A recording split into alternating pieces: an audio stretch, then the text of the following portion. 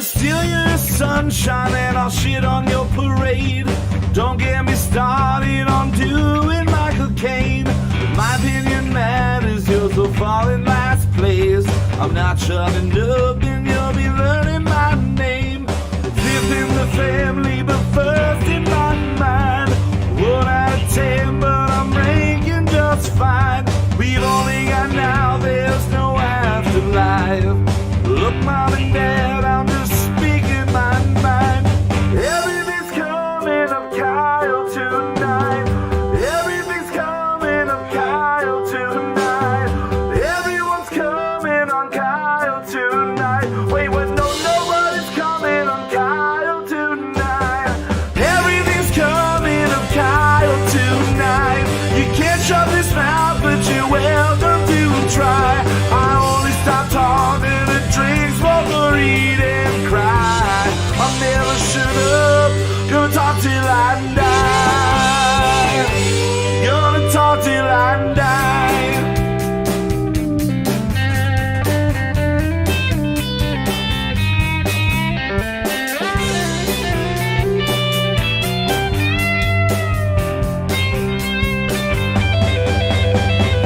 Everything's coming up Kyle tonight.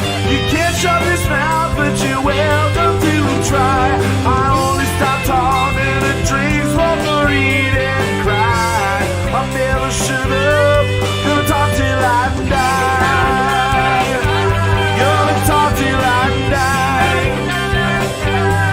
Gonna talk till I die. Gonna talk till I die.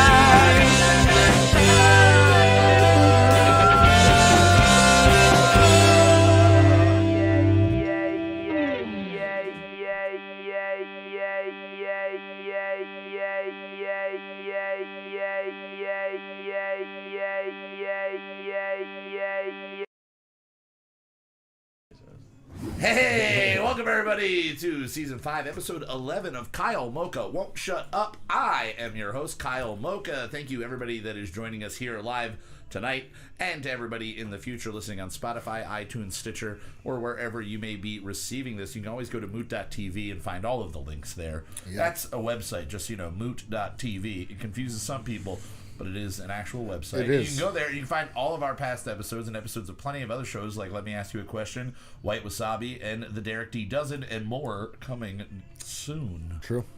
We're going to be hush-hush about that for right now, though.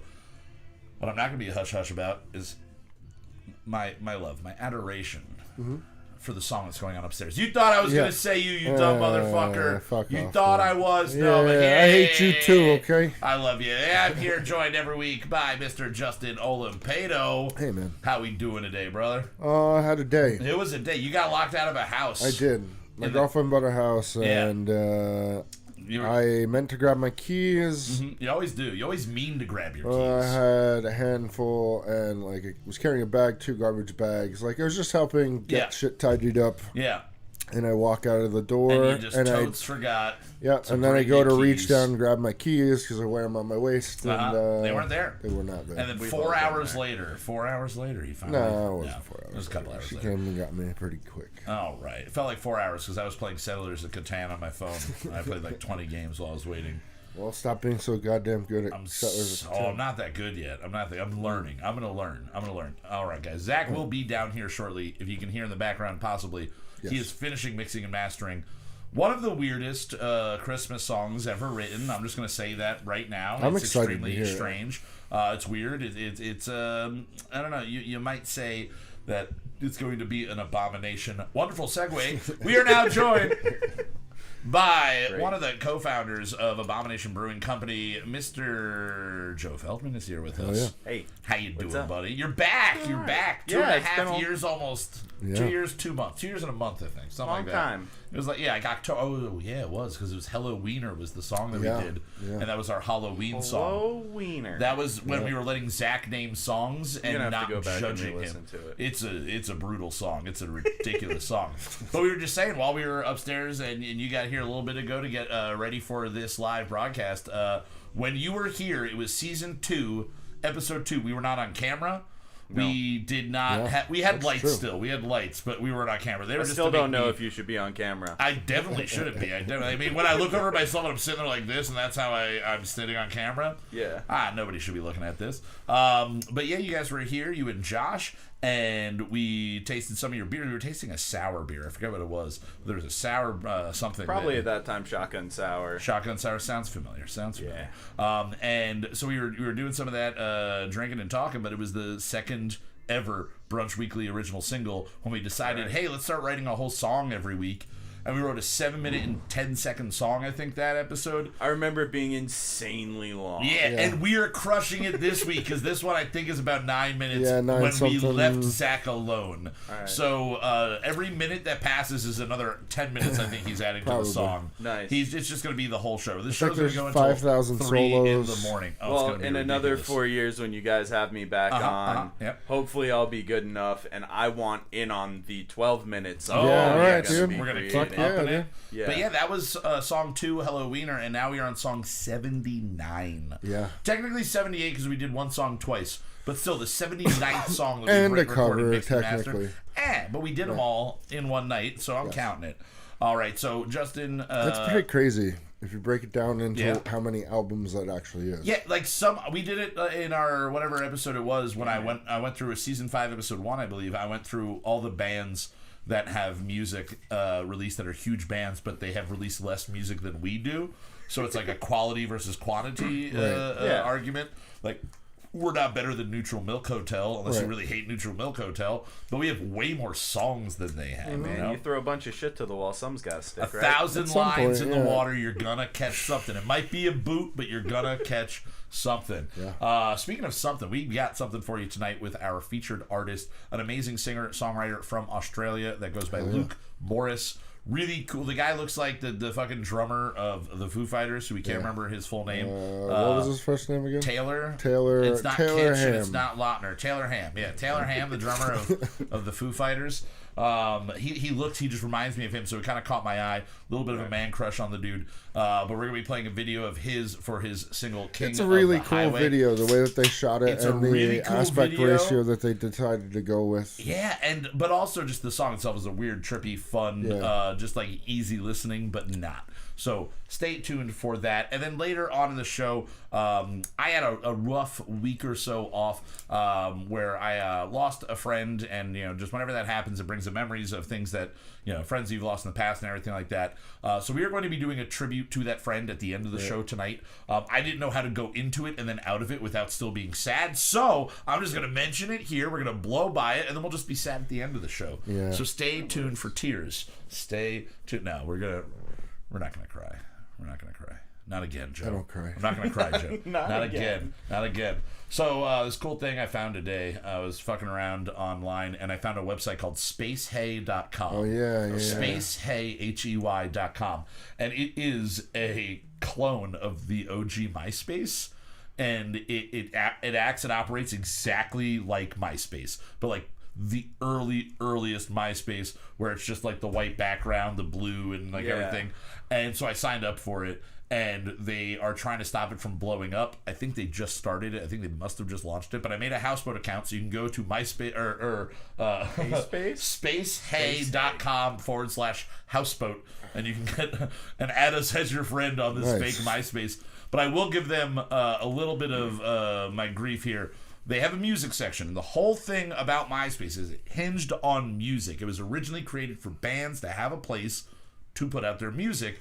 Right. And they had an amazing, I don't know if you remember, but they had an amazing local music section. You could go state to state. Right. You could break it down even further. I remember My Steady Backfire was ranked #1 Screamo band in Pennsylvania one day because we had 4,000 or 5,000 hits in one day. The name of that band takes me fucking back. Oh, yeah, it should. It's over way back. 12 years ago. Yeah, it's a long. You were yet a wee boy You were paying things in blood back then. You were crushing some enemies. They might have been thine. Stuff like that. Yeah, today is forever is yesterday is history's. You know, was it Today is History? Was that one of the name ideas at one point Keith had when you guys were playing in bands back in the day? Yeah, like yesterday is tomorrow. Yeah, yesterday is tomorrow's history's gone. Something, yeah.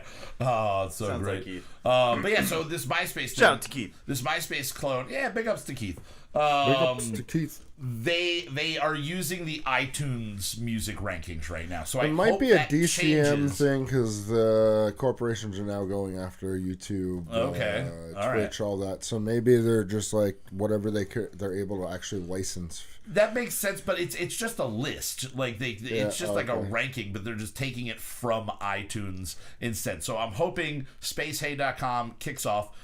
It's a space for friends, not a place for friends. That's what their tagline is, a space for friends. So go check that out, sign up, and add us. Again, Houseboat, spacehey.com/houseboat. Let's make this thing a thing. Another weird occurrence that's going on right now. It's brilliant but it's weird that I've never heard of this before. This year, actually, Amanda just posted, our fan, formerly Meilinger, now Butler, posted Whamageddon, right? She posted a thing about Whamageddon. I'm in. This is a game that we're going to play, and I'm in, and we're going to just keep updating you every week throughout Christmas. The whole thing is, the first rule, the objective of the game, is to go as long as possible without hearing Wham's Christmas classic, Last Christmas. The Last Christmas. Yeah, I'm familiar. So it starts December 1st today, and it goes to December 24th. Whenever you hear it, and it has to be the OG, the original, any remixes or covers are fine. You can listen to those.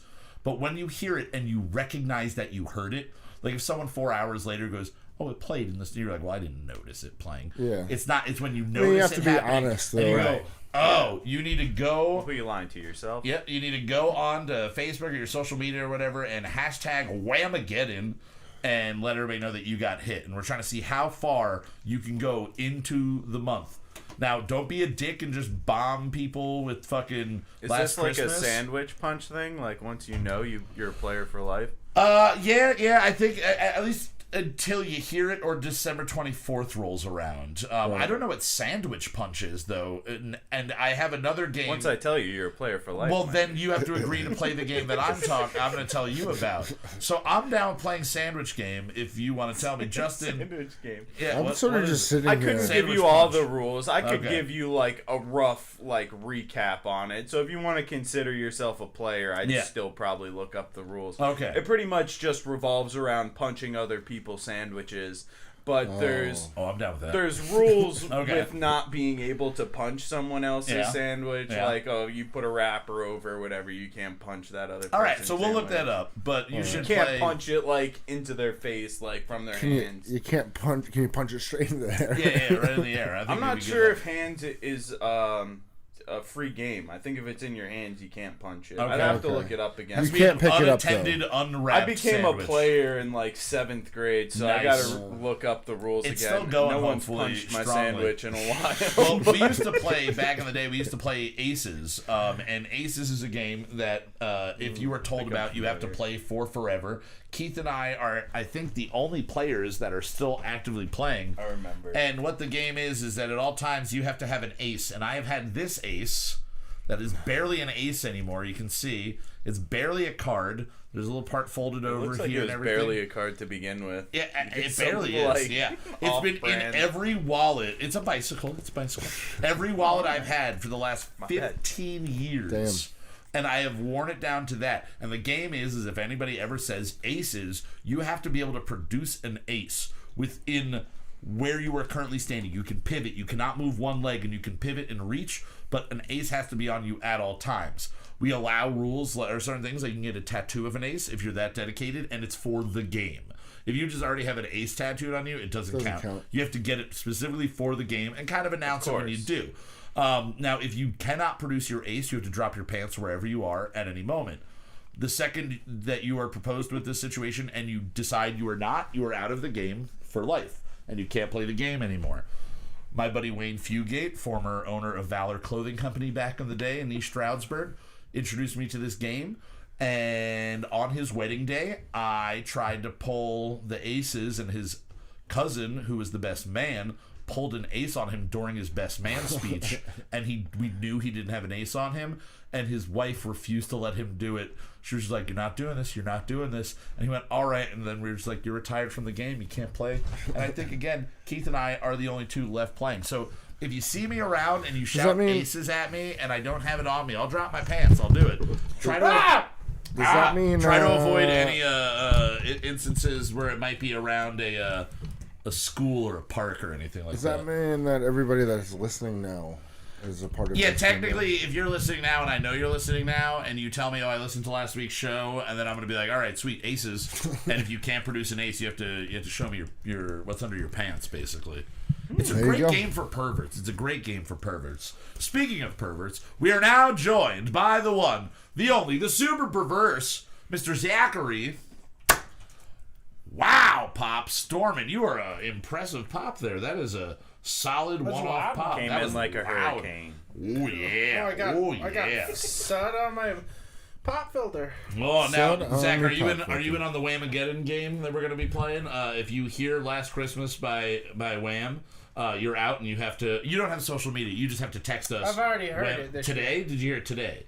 When does it start? It started December today. 1st. You have from now until I looked December at the 24th. chord sheet of Last Christmas Then today. that doesn't count. And if it's a cover or a remix, it doesn't count. So you can listen to the song. You can play it all you want. Yep, you can play it yourself all day long. You just can't listen to the original. So let us know, and you guys at home, let us know when you get whammed out.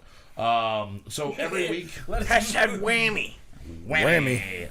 Every week we like to get together and sip on some beverages. We are sipping on some Budweiser to get these into our official ranking, and only for that reason. Yeah. We're going to piss off some Charlie Pishnicks today. And we've got another weird guy that we got to get to drinking. So Justin, let's hit it. What are we drinking?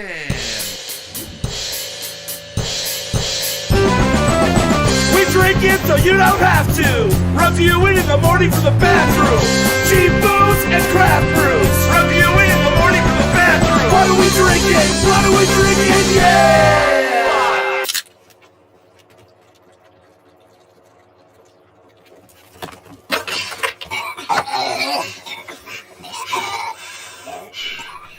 You just pointed that out, but yeah, we're gonna have to refilm that when the new kitchen, which is behind that boarded wall there, is finished. We're gonna have to refilm it, and maybe we should do it with a clean kitchen because we did not think through. We were just like, yeah, we're just gonna tape it, and there's just This stuff. kitchen is never gonna be dirty. This kitchen, you can just hire me to come over. I'm going to want to keep it clean for you. It's brand new. Brand new, ripped out floor to the basement. The support of the house was redone. The foundation is new. Foundation is Everything new. is Everything. Hope it doesn't smell weird. Imagine if they built it, it just has like a natural weird It just smell. smells like cut wood for a while. It just smells like Pagano. Yeah, I mean, the forever. foundation is great. It's brand new, but it smells really weird. All right, so as I was saying, we've got Budweiser that we are sipping on as our tasting beer, and it is the special holiday package where they show you some of them. What are they? Klondike courses? Horse dikes? Clydesdale. Clydesdale. There you Klondike go. starts with a K. Klondike courses. Close. I've probably been horses. making that mistake my entire life. I've probably called Klondike Bears, or not Kodiak Bears, Klondike Bears. I just want a Klondike bar. So Budweiser is the king of beers. It is an American lager. And it went through a Lager. Did they lawsuit. even put it on here? Is it 4.2%? What is this? It went through It's a major under 5 lawsuit for a couple sure. years ago. It says 5. Is this the Budvar from oh yeah because Yeah. basically Budweiser, brief history of Budweiser, there was a guy traveling through wherever Budapest is, and there's a beer that was called Budvar, and it was the king's beer. Budapest is in Hungary. Hungary, yeah. So they were going through Hungary, and they found this beer, and they stole the recipe, and they brought it to America, and they renamed Budvar Budweiser.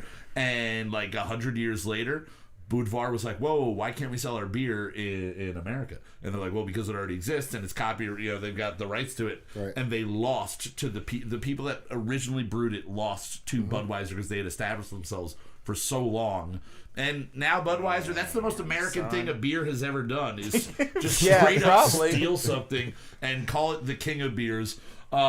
You guys, do you drink Budweiser? Will you reach for a Budweiser? I don't mind drinking If it's offered, Budweisers. I'll drink it. but I'm not choosing Budweiser. Yeah, I mean, you offered it to me, so it's in my hand. But if So I'm going I for chose it today, like cheap light beer, Genesee, yeah, Yingling. You go regular Genesee Cream Ale. Well, Genesee cream preferred, but I'll Okay. drink Genesee beer. What about? Have you had Genesee Black? I have not had It's Genesee not Black. good. It's not that good, dude. It's not good. Cream ale good. I like cream I ale. like I it. enjoy it. Not warm. gross. We figured that I out love before. cream ale. But you drink lager, Yeah. like Yingling lager. We in this area just call it lager because that's what it is. Yeah. Yeah. I would never, if you handed me this, I would never consider this a lager. Now, as a brewer, No. there has to be a certain process to make it a lager. Technically, do they actually follow that? Do you know? Like, can they legally? Should they be calling this like a light beer? Or I don't can know they? their actual practices, but yeah, I think they just throw rice and pea I into a believe it's pot. actually a lager. Yeah. I believe it's considered an American adjunct lager because Okay. there's either rice or corn in it. I think I'm pretty Budweiser's sure. rice. I'm pretty Corn sure they're usually rice. makes it Yeah. a cream ale. Yeah. Well, you should be happy they are using 100% renewable energy Oh, that's to make good. this. Okay, if they could use One 100% better ingredients, Budweiser. it'd be good. Now, Papa I John's, don't better ingredients. better pizza racists. That's the new logo for or the slogan for Papa John's. What? Papa John's He went always- off the deep it end. always Yeah, sucked, yeah. dude. He shouted the N Yeah, it was word never in good. in a room with like microphones, and you're not supposed to do that. What'd you think was gonna happen, buddy? Nothing. I'm rich. I thought Peyton was gonna save me. I eat pizza. All right, so on a scale of 0 to 100, we don't have to digress on Budweiser anymore. Knowing what it is, it's supposed to be a lager, an American lager. What do you rank it, Justin, on a scale of 0 to 100? 45. All right, Zachary, did you grow up drinking Budweiser? Was Oh, Bud in your yeah. house? Bud was around? So it's kind of like drinking, like milk to you. You've been doing it your whole life. Do you There's like pictures it? of me in the stroller Holding a Budweiser? Does it hold a special place in your heart then? And can This you was what my separate yourself dad from drank that? when I was young, Okay. and then my grandfather actually switched. My mom's dad switched from Jenny Cream to Budweiser when he hit 80. Yeah, because he had to keep the pounds off at 80. Yeah, at 80, he's like, these this Jenny cream Cream ales. is too much, and he switched Too to much, regular yeah. Budweiser. Or he found out he was lactose intolerant. Just didn't want to risk it with the cream ale. There might be actual So every, cream you know, in there. I don't get that I a don't lot. go and It's- buy these, but every once in a while I'll be at my parents' house. Yeah. And just find one somewhere. You know what I mean? Like, Yeah. All right, from so the old 0 to man, 100, so where do you throw it? 54. 54. All right, Joe. We're going to throw yours in there. We count the guests along with ours whenever they're here. 0 to 100, knowing what it is and what it's supposed to be. What do you give it? I mean, it is what it is. It's not my favorite though. Yeah. I'd take a Coors over this. I'd take a couple of things over. Coors Original 100% Yeah. over this, like 1,000%. Banquet. I even think I'd take a Miller Lite out over this, man. I'm going 35. 35. All right, I'm thinking kind of around the area. It's not that bad, but Zach's there's at. better. I'm gonna give it sure. a 58. I'm gonna give it a 58. It's a failing grade, but it's above the bottom half. You know, it's not amazing. It's just kind of it is, like you said, it is what it is. Now, something that is probably, hopefully, going to also be what it is. We now have 12 Fives, which is the weirdest name for. But a you had a brewery logo ever. on this. 12 Fives Rebel Hard Coffee, limited edition, peppermint, mocha, latte, malt beverage with natural flavors, and 100 Arabica coffee. It's cool and refreshing, 5% alcohol by volume. Now, we've done Do the you brown think that bomber. the I'm nervous about the peppermint side of this. That's the only thing I'm worried about. I had Gonna the brown bombers Pabst in the hard morning to the- coffee, and that shit was delicious. Yeah. Pabst Hard Coffee we did. I like that. I like this that. smells good. Oh, this does, okay. It's not overpowering the peppermint. I was thinking it was gonna. I don't want it to I taste. had a peppermint mocha latte from Starbucks today. So Okay, I so you have, can compare that. It's yeah, fresh in your I brain. have a baseline. I just didn't want to get all of the alcohol from the peppermint. I didn't want it to be like a schnapps. Smells like an style. Andes, man. Yeah, it Yeah, does. yeah, but I feel like I the do like alcohol. Andes. Not I feel like the overpowering alcohol on in that. this is going to kill the back end Peppermint flavor. kind of gets you. I'm a little bit hoping on the back. 5%. It covers it up. Let's give us a sipper here. That is so fucking easy. Yeah. Wow. That is a 3 That sip is beer. really right There's there. no alcohol in that. If there is at all. alcohol in That's here, just coffee. I That's am a happy. delicious I'm going to Christmas buy more coffee. of these. I don't even know what the fucking cost it was. I don't know what the cost 12 was. Maybe fives, like Rebel $10. Hard Coffee. Yeah, Go hell yeah. for it, guys. 12 fives, Rebel Hard Coffee, shit. peppermint, mocha Wow. latte. This is going to be gone by the time we're done grading. You This should is drink better this than the Christmas shit Eve. that I brought you guys. Let's just not even. All right. Don't worry. any We're of going to get that. to that later and attack you and your beer in a little bit. But Wow. I'm giving this a 90. This is a 90 for what it is. For It's what an it alcoholic is. coffee. It is peppermint. It's a mocha latte. Hey, drink Fuck these yeah. on Christmas Eve, Christmas I'm morning. I'm giving it a 90 chocolate because for milk. what it is, it's perfect. It's exactly what I want. I don't know. Joe, what would you give this on a scale of 0 to 100? 0 to 100, dude. I'm right up there with you. 92. This is on the verge of becoming the highest ranked beverage. In terms we've of ever hard done. coffee, like, Yeah. I mean, I wouldn't compare it with like Budweiser. I mean, if you're gonna No, put it no, up no. against actual beer, it Yeah, fails. but But if Of course, if you but want for what a this hard is. coffee, Yeah. like I think this it's is fucking probably delicious. better than the Pabst. I think this Yes. is better than the Yeah. Brown Bomber. And I'm interested to try their non-peppermint because the peppermint's really winning me over on this one. Yeah. It is the Andes mint, as you said, that flavor. it's the right amount perfect of balance. peppermint. Perfect balance. All right. The thing I think with this is the fact that it's not beer, and trying to do that coffee thing. Like I don't. The Pabst is good, but Yeah. when it comes down to it, that's not something I'm going to usually drink. Yeah. I'm not going to go out of my way to continually drink that often. Oh, absolutely. Because of the There's beer no way. flavor. So what do you give coming this out. on a 0 to 100 then? You give this, I'm right there with you You're guys. right A there? 91. Yeah. 91. All right, Zach, it's up to you. It's You like could chocolate milk. Make this. It is Yeah, chocolate milk. It's fucking delicious. It's only I not gone love because this. I've been It's talking. great. This is so good.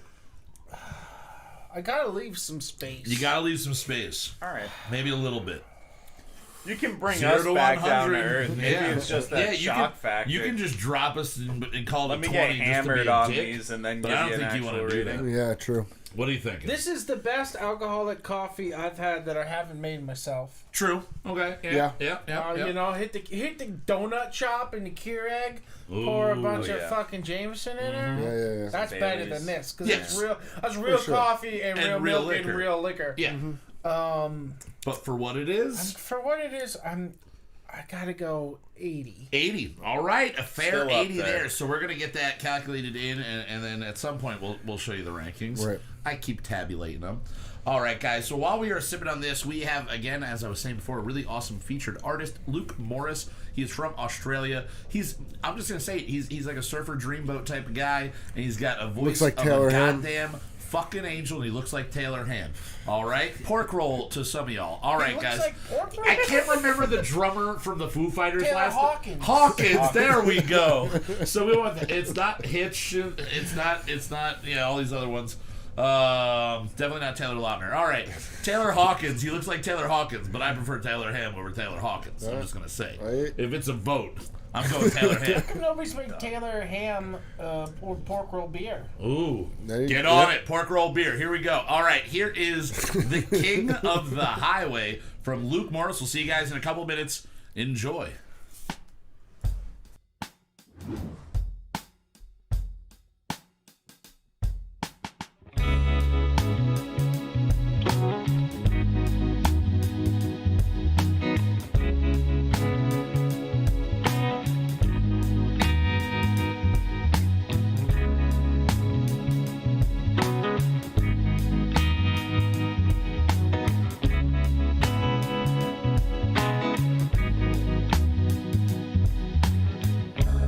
Pink lake in the sky that night,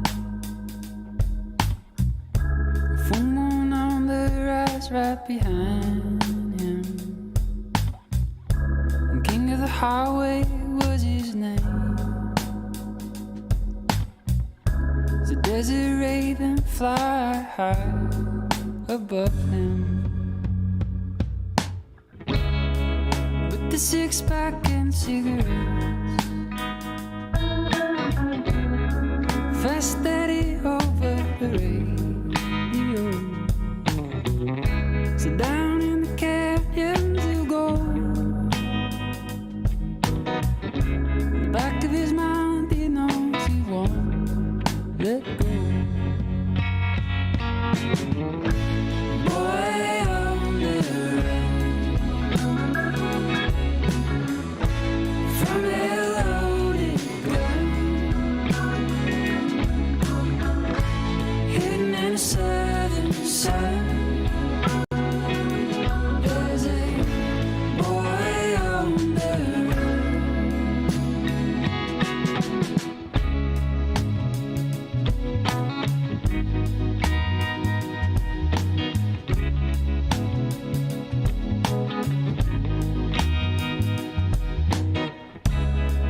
Suzanne, she can play it tough.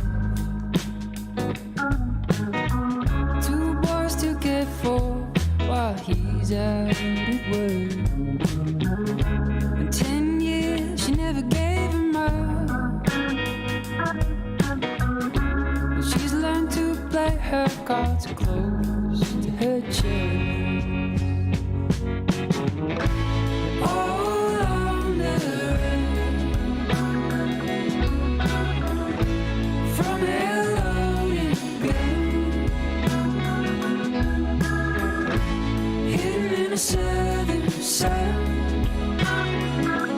We're all on the run.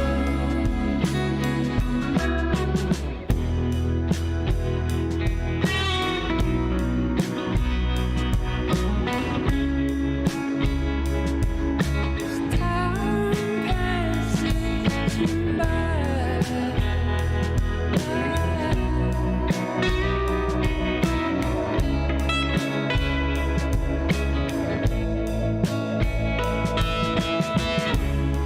Well, it came in without warning in the early hours of the morning, all guns blazing.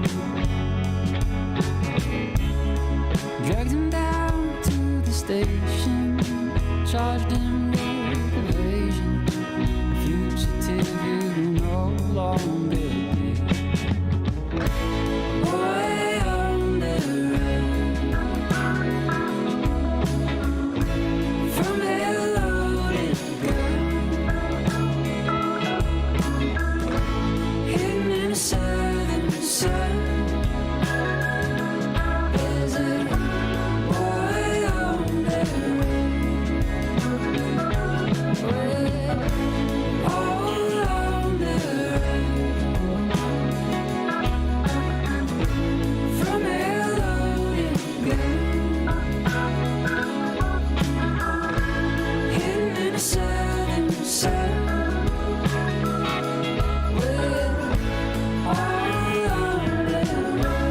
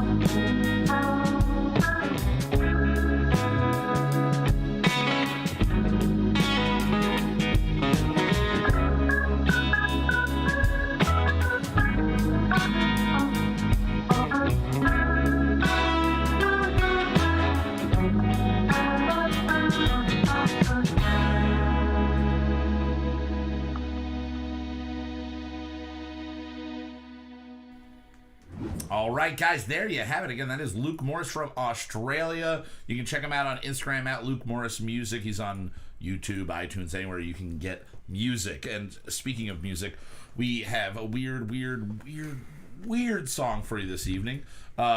We started off at an already experimental level just based off what Zach asked us to listen to prepare for tonight. You threw out Genesis, yes, Rush, and then I said Asia, and you went, yep. And it's all based, you found a really cool synth sound that sounded Christmassy, right? Yeah. So that is what was the catalyst to get us into that mindset. And then, you know, we do as we do, and we fleshed out the song. You start kind of going ham, Taylor ham, all over the guitars and the solos before we did vocals. And then I got to do vocals, and just insanity ensued after the base of the vocals were done.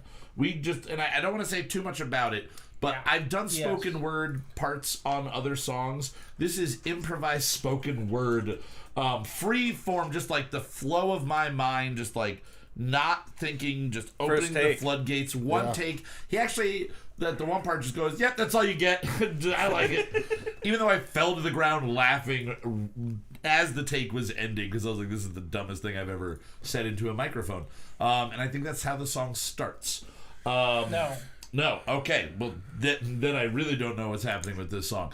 I'm excited to hear it. I will say, I spent the day listening to Genesis, Yes, Rush, and Asia. I realized the guy from Asia, his voice is more in my register, so I kind of focused more on that. But I love Genesis. Ever since I got the record collection last year that I inherited, I have the entire discography except their last 2 albums. So I've listened to a lot of Genesis. Peter Gabriel, Phil Collins, they're both fucking amazing. Yep.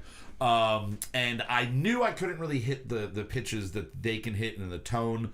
But I found a way around it, and I feel like a passable approach to it. Doesn't sound like them at all, but a passable approach to sounding in that vein. As far as the music goes, were you listening to anything else other than those bands today, or did you focus? Today I listened to 2112 by Rush. I listened to, what's the Closer to the Edge, Close to the Edge. Close to the Edge, I think Closer to the Edge. Closer to the Edge by Yes, and Selling England by the Pound. Yeah, that's what I was listening to. Selling England by the Pound is such a good fucking those album. Those are the only 3 albums I listened to today. Well, I will say this. Listening to all these bands, Asia, vocally, you can tell who they are because he sounds different from everybody else. Right. Rush is Rush. You know, Geddy Lee, right? You know, you know his voice. Genesis and Yes sound exactly the same to me on most of their songs, especially once you hit the 80s. Right. And it's then just the difference of, do you like Phil Collins' voice over, and even their vocals I feel like are fairly similar. Genesis is much more concise. Okay. Yes gets lost in themselves sometimes. Well, I noticed Genesis also gets very experimental at times too. They used to dress up like broccoli when they were on stage. Like, they're fucking weird. Yeah, I mean, they have, like I was telling you earlier, there was a song I didn't remember, and I don't know what the fucking name of the actual song was. Yeah. But it sounded like a Beatles song. It had off. Oh yeah, you had to go check like to see if you were and accidentally like listening to Beatles. Weird, crazy fucking shit, and it's like. And it makes sense that their first release for Genesis, I think, is 69, 70, somewhere right around there. And then they released albums up until 1992. So it's like they came in right at the end of the Beatles, and then were part of that big prog rock push and that big experimentalism that happened. While I think Yes and Genesis are very similar, I will say I really didn't know how much Asia was anti-gun violence, anti-guns, and pro like suicide prevention. Which I don't think anybody is anti-suicide prevention. I've ever listened to Asia. I was listening to Asia deep today. I was playing Catan and listening to Asia, and and getting laid and people sucking my dick, all that stuff. I was a real player today. All the dicks were being sucked. Mine, theirs. It was just a suck fest. Jesus Christ. But while I was listening to Asia, I was like, they have like 3 songs in a row that were just like about gun violence, and I was like, oh, that's weird. I never knew that. And also, one of their songs, the opening of it is the THX sound from like the Dolby surround sound. So I'm curious if it came originally from there, and the way that they tested the surround sound was putting on Asia. Because maybe you listen to like guys that do sound in live places, they'll be like, oh, play like the Beatles or Zeppelin or somebody that's got like, you know, more of a live sound on their recording. Like a 90s really hip-hop. popular synth. Yeah. That sound, I mean, like, you know what I mean? It might be like a preset on some. And they were just the first ones to use it first and famously. And then, that makes sense. Yeah, just kind of just coming in on it. Justin, as far as your part of this, I said when you stepped behind the drum kit and write your first take, I was like, well, you just like went full on right into that. This was. I feel like this was a fun one to do. Yeah, this was a lot of fun. We basically, Zach said it, and then I was just echoing him. Just be all over the place and crazy, because we're trying to emulate that Phil Collins experimental. Right. I'm going to forget the drummer from Rush's name. There we go, Neil Peart. Peart or Peart? I always said Peart growing up, Peart. but it's really Peart. Peart. Okay, Neil Peart. He's But a dickhead. That guy. Yeah, he's got way too many pieces. He's way on his too good. drums. He doesn't need all this, Just but fuck he uses him all for of them. being so much. You ever better watch a than video everyone. and you're just like, you're not going to use that, and then he at the end goes, and you're just like, No, fuck he would you, have you like did a it. fucking rotating kit. Yeah. So he'd just sit in one place and the drums would rotate around him. Yeah, that's the Like, sound. what? Okay, well that actually gets me another point that I forgot to bring up. I was listening to Rush, and I have to say they have a song called "Working Man." I don't know how famous of a song "Working Man" is. Neil Peart is actually not the drummer on the album. That's like the first. Okay. Because that just Oh, just it's sounds the like first? Zeppelin. It does sound like Zeppelin, but I was going to say Yeah. this. Well, I get up at 7, yeah, and I gotta go to work at 9. I got no time for living. Yes, I'm working all the time. Fuck you, Geddy Lee. You're not waking up at 7. And, like, this But that's is their first album, so yeah, he might have been. He's 'Cause I'm he's just a good Canadian guy. Well, I was thinking it was like going it to was just work. Bruce It's Springsteen. different guy, seven buddy. then, man. You didn't fucking stay up till 3 o'clock in the morning scrolling through Instagram. Yeah. All fucking night. Yeah. Oh, Dude, it's gonna Working go. Man But I don't write is songs one of like my- that. It's like one of my favorite. I really Rush like this songs. song. I really like the song, But but I'm it's not listening to really. it. Doesn't sound like the rest of Rush. It doesn't. And I was just immediately like, if this is something, and I didn't look up what album it was, but I'm like, if this is something off their like 5th album, they're doing that. It made me feel like it was a fuck you, Bruce Springsteen. It's 1992. You've been famous for 20 years. That's the first. Yeah. Okay. Hold Okay. up. Then I know take you it guys back, said Geddy you Lee. got something at the bottom of Yeah. your can. Yeah. I got a lot of something at the bottom of my can. We did find out there Hit was me some in the sediment of like milkiness. I'm at gonna the knock bottom. some points off. for All right. that. What are you dropping it down to? I'm gonna drop down to 80 as well. 80 as well. All That- right. I mean, I got a lot left in the can. I to get shook that. a bunch there to avoid it, Like, but I got a good chunk. I got globules. Yeah. Like But hard. did they taste bad? Misshapen. Bitch, I got the glove. We also was did just not off-putting. follow the directions and shake the shit. Yeah, out we of didn't it, shake so- this shit out of it like we were supposed to. All right, we've got a long song. I don't want to go any further down the Why don't line you just on this. explain what it is, though? It is a song. It's called Parallel Christmas, and it is based on basically the idea of just a guy getting stoned and wondering if they celebrate Christmas in parallel universes and on different planets, Right. and what it's like, and do they have the same things that we do in their Christmases. That's it. That's just, and it's so silly. It's so stupid, and I had a lot of fun writing it. And this is, I feel like, I mean, did we break 10 minutes? No. Okay, so it is not our longest Christmas song yet, because We Three Kings is 10 minutes and 15 seconds. Is it? 10 minutes and 15 This seconds. is 8:59. All right, so it is not even in our top 4 Why longest we songs. make music that's For us very and nobody else. hard to listen Yeah. to. And we're going to subject you listening at home and in the future to it right now. You really gotta try. Here is our Brunch Weekly You make a Original new song Single every week. for Season 5, Episode 11. Here is Parallel Xmas. We'll see you guys in about an hour and 45 minutes. Later. Enjoy.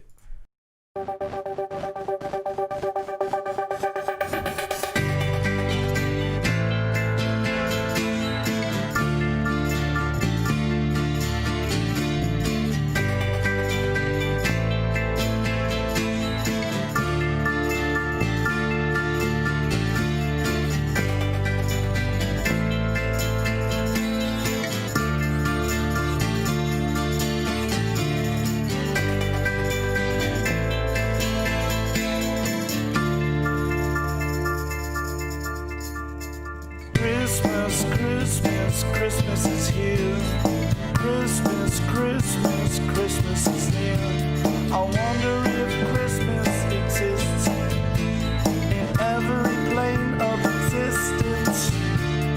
Christmas, Christmas, Christmas is here. Christmas, Christmas, Christmas is near. I wonder if Christmas exists in every plane of existence.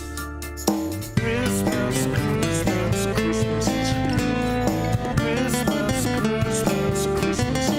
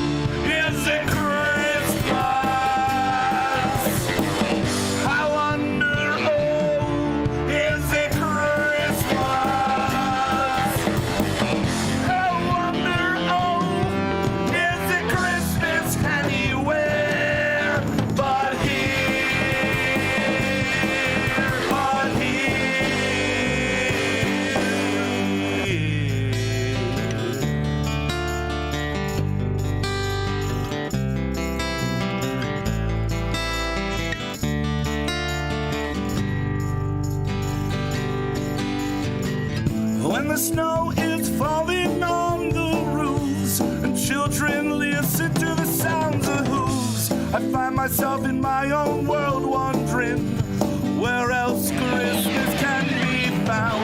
A presence underneath the tree, a family's gathering like you and me. Is there another place where it is Christmas day to day? Do you think it's Christmas? Do you think it's just for us? Do you think it's just for us?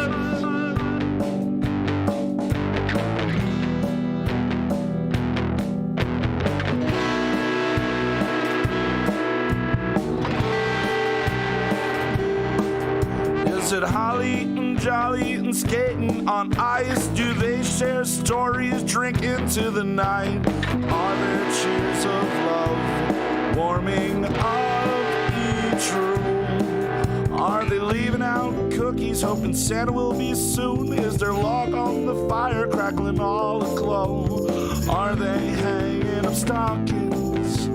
I wonder if they know Christmas time is near here. I wonder if it's Christmas there. I wonder if it's Christmas there.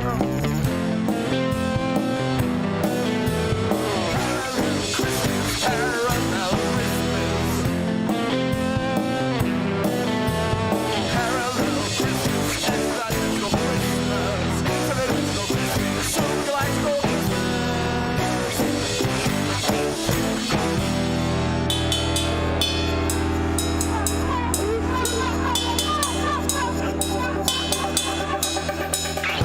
Deep to the deepest reaches of space, I wonder, are they celebrating Christmas? Do they have stockings hung by the chimney with care? Are they celebrating by burning a log on the fire? Is Santa coming down their chimneys? What is Christmas like on Mars? On Jupiter? On planets? Will we ever know? Are there other dimensions we could travel to, and when we got there, would they have milk and cookies waiting for us? Or would they just stare at us in our galoshes and wonder, what the hell's wrong with these people? They don't know about the cheer we bring, what this time of year means to all of us. It's Christmas time. I hope it's Christmas where you are.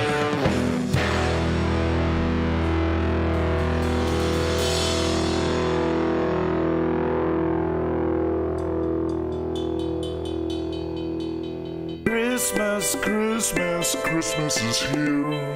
Christmas, Christmas, Christmas is here. Christmas, Christmas, Christmas is here. Christmas, Christmas, Christmas is here. Christmas, Christmas, Christmas is here. Christmas, Christmas, Christmas is here. Christmas, Christmas, Christmas is here. Christmas, Christmas, Christmas is here. Christmas, Christmas, Christmas is here. Christmas, Christmas, Christmas is near. I wonder if Christmas exists in every plane of existence. Christmas, Christmas, Christmas is here. Christmas, Christmas, Christmas is near. I wonder if Christmas exists in every plane of existence.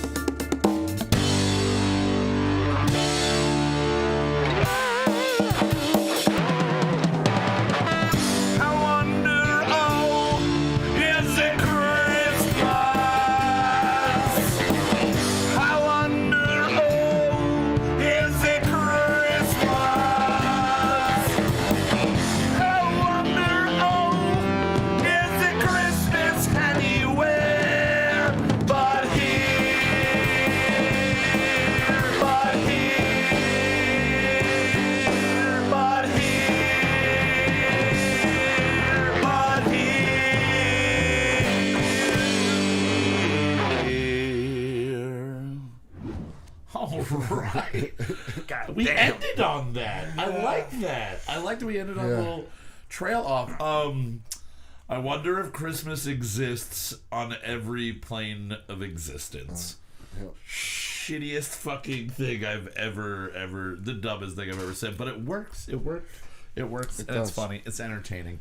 All right, guys. Well, there you go. We're going to be releasing 3 more after this. 3 more Christmas songs going right up to the 22nd. And we have all of our past Christmas music. You can go on to Houseboat on YouTube. You can look up under Christmas 1 and 2. It's a playlist, and it has everything that we've put out in the past. So go do that. Get yourself in the cheer. We've got a nice 10-minute and 15-second version of We Three Kings that you might enjoy. You might not, but I think you might not. Anyway, we've got a very special guest here today, and we've got more beer to drink. This is going to be a really fun interview. Yes. Coming back for the first time in 2+ years, Joe Feldman. He's been here the whole time. From Abomination Brewing Company. Abomination Brewing Company. Welcome, brother. Thank you so much for being here. I see you periodically. You're coming in once in a while. I'm around. You come to my trivia nights here and there. It's like I a see walking you. today in Stroudsburg. Oh yeah. Oh yeah, I was slowly brewing on Main stalking Street. him. Nice. But we've all enjoyed your beer since you guys started off, and we have here. I'm gonna put down the Budweiser and That shit down. Put that shit down. We have one of, honestly, and I'm not just blowing smoke up your ass or fog up your ass. This is one of the first double IPAs that I had that was microbreweries double IPA. I feel like there's a big kick right now on like New England double IPAs and stuff. But when you guys did this, I've always loved Torpedo from Sierra Nevada. It's one of my favorite beers, and I didn't like IPAs until I liked a double IPA. And I feel like you can get so much more flavor out of a double IPA. And this is one thing that the Galaxy Wandering Into the Fog, it's the full name, Wandering Into the Fog, double IPA from yours truly over there. Almost smells like I just cut down a pine tree. Oh, so can you tell us, before we get into everything, what has been the history of this beer? Because I feel like this is your staple. Am I wrong? This is kind of like your big one, right? Yeah. So what's the history behind this guy? Well, the Fog was one of the first beers Josh and I homebrewed together, and it was a random assortment of grains and hops that we had left over for a beer festival we had to do. And I say random, but it wasn't like crazy shit. It was standard stuff, but it was like, oh, we don't have enough of this. Well, let's put in a couple of pounds of this. Well, let's see what happens. Hell yeah. And it killed. And then we first rebrewed it as a commercial batch. It still killed. And this did is you our still most on that brewed beer. that commercial batch? Did you still do a little bit of this, a little bit of that, a little bit of this, a little bit of that? We kept the recipe as similar as we could. You were smart enough to write down or at least remember what you were throwing. Yeah, we in had there? our homebrew recipe, so we scaled it up with a little bit of help. Everybody's system is different, so even if like you have the same size brewery as someone else, your system functions a little bit different than theirs does. So we had a little bit of help with the people that we were brewing it at, scaling it up to size on their system, but it's virtually the same recipe. Now, where did the name itself come from, Wandering Into the Fog? Whose idea was that? Oh, man, when we used to homebrew, we just had these crazy fucking drunk parties. Okay. Where, like, we would have bottle shares. Everybody would come over and bring over the craziest shit they had while we were making beer, and we would just get everybody hammered. that was homebrewing, just like, here, I made this ridiculous 12% so we would always, in bullshit. Josh's garage, so it'd be me, Josh, both our girlfriends, and then we'd have at least 2 to 3 other people. Everybody's bringing 2 to 3 bottles of, like, this one dude would always bring, like, 12% plus alcohol beers. If I was homebrewing, I would be homebrewing going, all right, how good can I make a 20% beer taste? Like, let me just try and see There's if I been can some days like that. Oh, yeah. I know friends that were like, oh, I'm going to make a chocolate jalapeno beer, and they make it and it tastes like shit, and they just, like, keep trying, and eventually they realize they can't figure it out. Right. And they've just got batches and batches of this stuff that they're like, well, I'm going to suffer through drinking this spicy chocolate beer that doesn't work. Alcohol. Homebrew mentality, man. Yeah. No, it's the fucking way to do it. I love this beer. It's not juicy in the way that they would say, like, you know, like a juicy hazy IPA is, but it does still have that, like, that body to it there, where, like you said, you opened it and the first thing you think, and it makes sense that there are pine trees across it, and a lot of beers do have that piney taste, but it does smell like you just chopped down a fucking birch tree. It's got this wonderful natural scent. I love chopping down trees. Now, I see we do have a couple other ones that we're going to be getting to throughout the conversation, but there's a rare fog. Yeah. Oh, so I'm excited to see what that is going to bring to us. Nice. So why don't you just start off here with telling us what you guys have been up to the last 2 years? Like, what has the adventure and the journey been like? And because you guys you've moved. Yeah. I mean, you always moved, but now you've moved. Yeah. So what's going on with Abomination? Pennsylvania was we had a couple of locations. Nothing ever really panned out. Yeah. You know, everybody yes-anding us, promising us the world. They were improvising? Nice. Yep. Good. It seems like it now that they were improvising. Like, yeah, sure. Maybe. Yeah, let's do it. And it just never panned out. The parent company that we work through, I don't know if I should call them that or not, but we contract through their facility. We make all our beer through them. They're called 12% Beer Project. Okay. They had us bouncing around for a while because they didn't have their own facility. They were building it out. So we were brewing in New York. We brewed down at Free Will in Percy. Nice. We brewed in Boston a lot. This other spot in Connecticut. And then they finally built out their own facility. And Connecticut's really just, like, taking a hold of us. Like, they fucking love us out there. They, over the pandemic and everything, they bought up all our shit. Like, we couldn't even send it out to anybody because they just wanted all of it. And we were like, okay, Connecticut, you want us, you got us. Fuck yeah. So, Now, you're now officially based in Connecticut. The brewery itself is based there. What area? I know Connecticut's not huge. Well, yeah, so we brew out at 12% Beer Project in North Haven, Connecticut. Okay, cool. So we're right outside of New Haven. A lot of cool places out there. Dope now, place. When you're brewing up there, how much are you guys doing still of, like, weird experimenting with just like an odd idea you have? Do you have a facility where you can just make, like, a little small home brew style batch, or are you only doing, I mean, still not giant macro brew, but are you only doing larger quantities right now? Right now we're only doing larger quantities, so our stuff kind of gets limited on how weird we can get by how large of an amount of ingredients we can get. Yeah. So the minimum size that we can really produce is 30 barrels, which there's about, it's like 32, 33 gallons per barrel. Okay. So, if we wanted to put fucking hamburgers in a beer, like, it's a shit ton of hamburgers, like, we need to find a source for, well, I mean, hamburgers would kind of be easy, but you get what I'm saying. If like, you wanted if you to want put something, ostrich burgers to make it more difficult there. Yeah, and then you run into ingredient costs, too, because it's like, okay, Oreos. Well, now I need a fucking skid of Oreos. Me too. Yeah. So if you get one, let everybody me know. needs a skid of Oreos. If they find a buy one, get one. one. If there's a BOGO from Nabisco, I want in on that, all right? Yeah. Holy shit. I'll keep you posted. Some of those boxes might go missing. They're definitely going to go missing, and I'll find them. Don't worry, I'll find them. So you're in Connecticut. Is this now more of a full-time job for you than it was 2 years ago? Because 2 years ago, I mean, you were still working like a normal day job at that point, and then brewing as the passion project. Yeah. So now this is taking over where both you and Josh, is it just still the two of you? Yeah, no, it's both our full-time jobs now. That's awesome. Josh handles, like, all of our social media and our contact, and I handle, like, the business end. I do all of the shipping, like, our online store. So Josh should have been here, is what you're saying. We should have had Josh here tonight, is what you're saying. What the fuck, Josh? What the fuck? He's better at talking to people. Why didn't I message you? Idiot. But that's why we love you, because we're a bunch of really big dumb idiots. We're a bunch of really dumb big idiots. Either way you spin it, it means the same thing pretty much. Yep.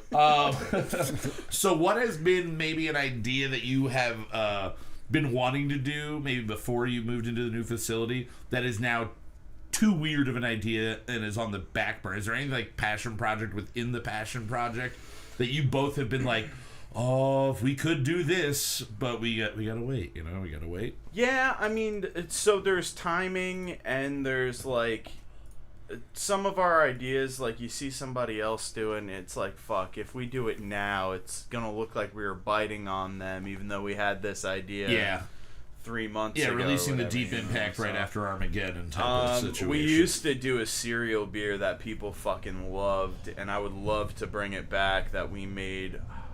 I feel like I remember hearing about this. Crunch Berries.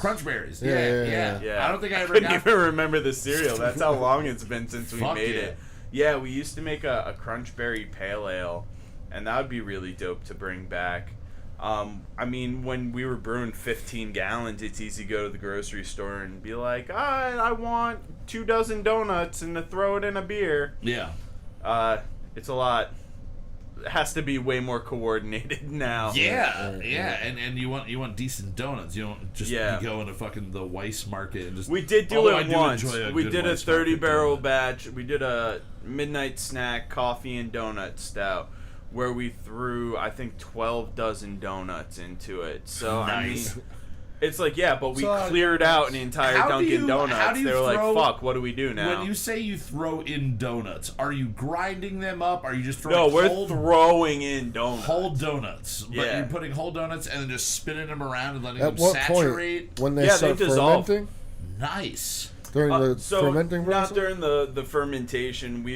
We did it during the boil. Okay. So it sanitizes everything or whatever, but if you have enough donuts, you do get donut flavor out of it. Nice. Yeah. Now, did you just go classic glazed donut, or did you? It was a whole mix, dude. Like random donuts. If you don't order 12 dozen donuts from Dunkin' Donuts like 3 days in advance, you just clear out a Dunkin' Donuts of what they got. We had like jelly donuts, you had munchkins thrown in there, everything. Yeah, whatever they had. We did. This was. Were you able to? We were brewing out in Long Island, were and you we able just to cleared advertise out. that you were using Dunkin' Donuts? Were you able to? Did you get permission from them? No, we did not. Okay. But shout out to Dunkin' Donuts. We used your donuts. Yeah, fuck yeah. Now, I will say that there is a great, I believe they are in Connecticut. There's this great donut shop that I'm going to have to find that's in Connecticut that I've gone up to. And they make crazy donuts. It's a nice small, like a hipstery, kind of like if you ever went to like Hello Burrito down in like Allentown, like kind of like the I've been to Cali Burrito. It's like fuck Cali Burrito. Donut version of that. Soft. I had a bad day at that place one day. He's really angry about Cali Burritos. Not even their food. I just had a really bad day at Cali Burrito one day. You spent the whole day there? No. Maybe if you had left. I had a bad day, and I happened to be at Cali Burrito when I really just lost my cool. Did you throw things at anybody? Did you break anything or any person? Yeah, the trailer. Yeah, that's a bad day. That is a bad fucking day. So from then on, every time I see that place, I'm like, fuck you, I'm never going to Cali Burrito ever again. Well, unfortunately, our new sponsor, Cali Burrito, won't be joining us anymore. Fuck them. But I think that's a cool thing that if you had like a week or 2 weeks or a month or whatever to tell like a small bakery that does donuts, be like, hey, we're gonna do this, and then you can actually promote that it wasn't just Dunkin' Can you Donuts. legally make beer with blood?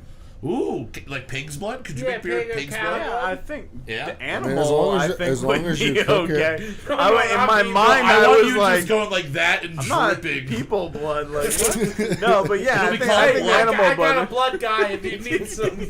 I'm just saying, make a beer called Blood Brothers. We'll exchange information. Blood Brothers. It'll be a grindcore tribute beer, to the and Blood it'll Brothers? be everybody. They're not Okay, it'll be two guys making out relentlessly on stage tribute beer, and they did that, and that's it was not they did do unfair. that. If you are going to I freak love out that a band. whole room of hardcore people, put them with like the number 12 looks like you on like a local show. All the hardcore people show up, and number 12 looks like you comes out, and he just looks like Mickey Rooney, and he's just screaming, and he's I tiny still and have angry. that demo. I forget what the fuck it's called. Number 12? Yeah, Dude, when they did My Sharona, I have that demo CD. Dude, they were great. They played with, it was them and Valiant Thor playing at the fucking like Woodstock or something dude, back these in the are day. all names I forgot about. They're man. great. Valiant Thor. Valiant Thor, man. Those guys, They looked like Thor. They did look like I Thor. saw the Blood Brothers at the Sherman as well. Yeah, well, that's what I'm saying. The Blood Brothers played the Sherman? The Blood Brothers I was played the probably Sherman. there. I just Yeah. do not remember. It was like I know that I was there, but I don't remember the a couple show. of local hardcore bands, and so like friends of like we used to get good shows. Yeah, and Yeah, friends for sure. used to. Friends of the younger hardcore bands that were opening would show up, and then you'd get people of like Walsh generation, that are still around come to see a hardcore show. And I just remember the look on like a handful of people's faces that were just like New York City shovel face tough guy hardcore, and all of a sudden like the guys from Blood Brothers come out, and they're just like doing their like high pitched shrieking, and they're kind of like already like and then the two of them just wrap each other together in the mics. The mics go spinning around them, and they just warm embrace, full on start making out on the middle of the stage, and then the mics like stop, and like they must have practiced this 1,000 times, or they're just like the most like Passionate lovers, and they have sex But with. Perry Farrell and what's his face used to do that in Jane's Addiction. Really? Yeah. I kind of avoid Jane's Addiction just because. Really? Yeah, They could have just seen all the they're just one of guys those in the bands, audience. yeah. They were probably playing with like CDC and Trapped Under Yes, Ice, and exactly. then they fucking Yeah. threw Blood Brothers And on the it was, show. but just watching them freak out. But I think you should do a Blood Brothers tribute where you just get Yeah, everybody. I still jam to Crimes. just I have fucking the album. bleed I out. listen to it a lot. It's so good. It's great. Yeah. Crimes Trash is a great in the album. trash equals trash flavored trash.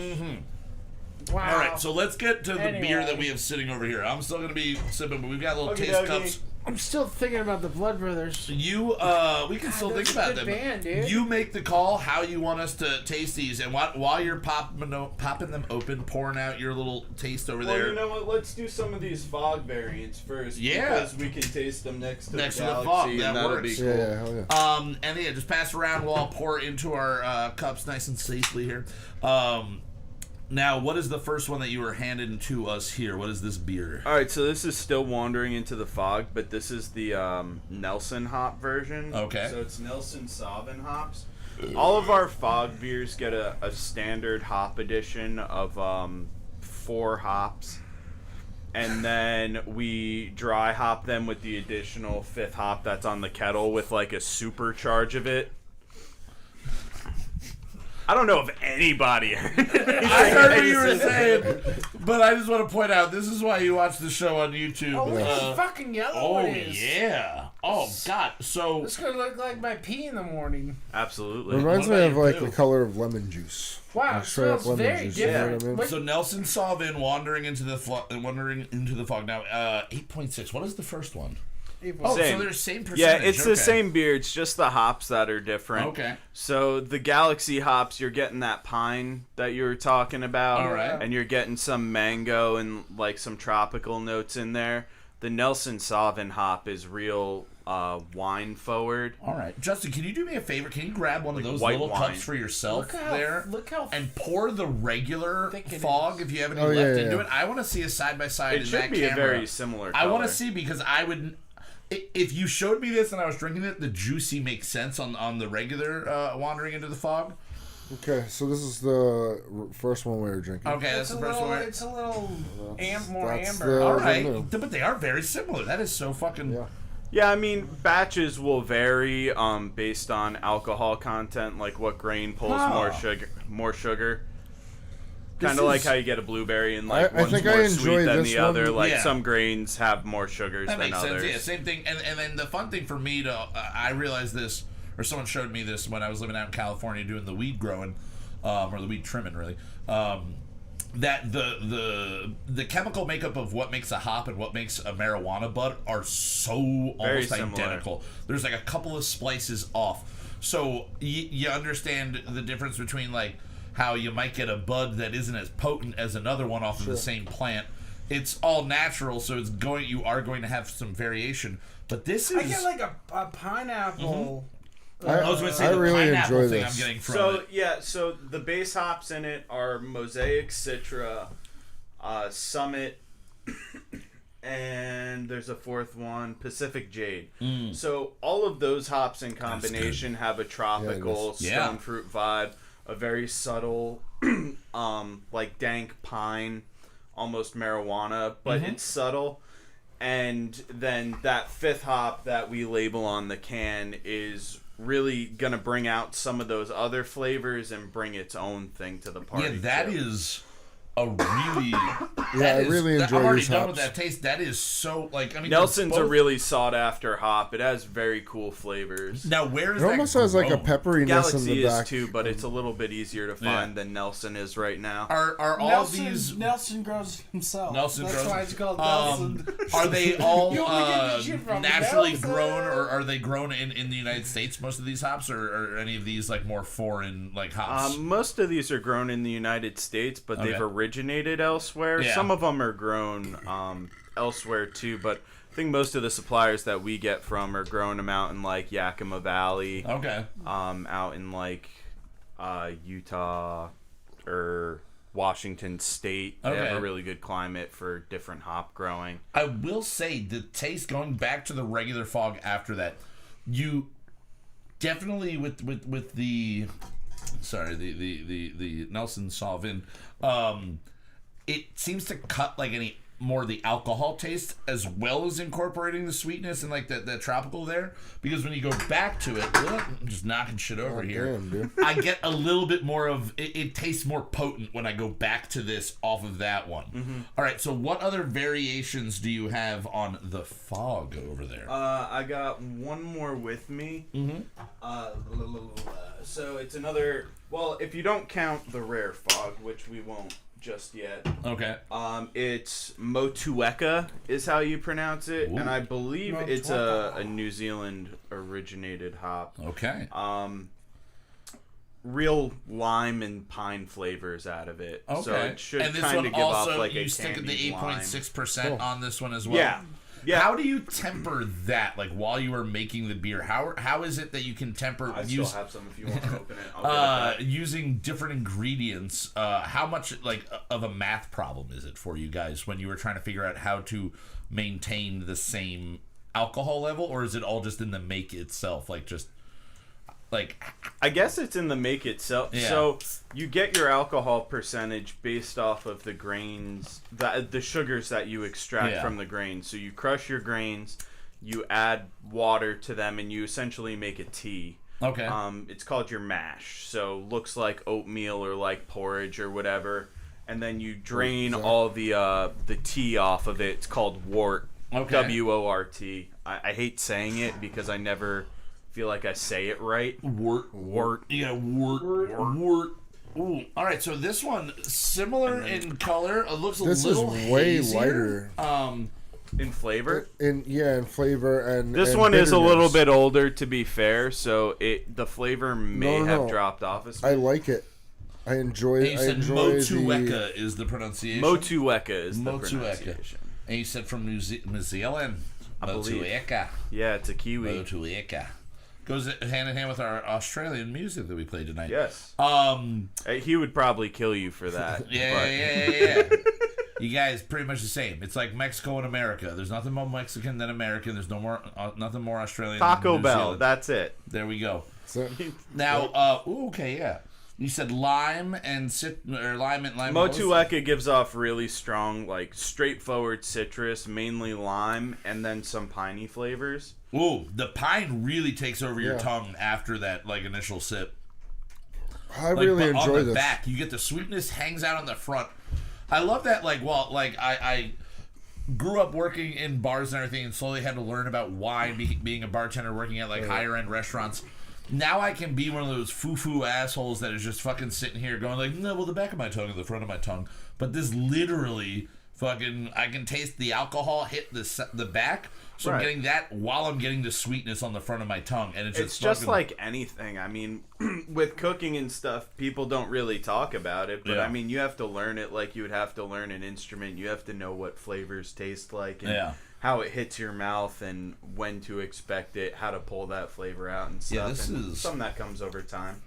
So, of the two variants that we've had so far, which one has been the best received, or are they both just kind of flown off the shelves for you? So, I mean, Galaxy is our most brewed by far. We have a really awesome contract for Galaxy right now, so we just get a lot of it, and it's a pretty hard hop to get, so people love it. The Nelson Sauvin is another like really sought after hop that people really like that variant too. And then one of our newest ones that I didn't bring today, I didn't have any that I saw, Azaka.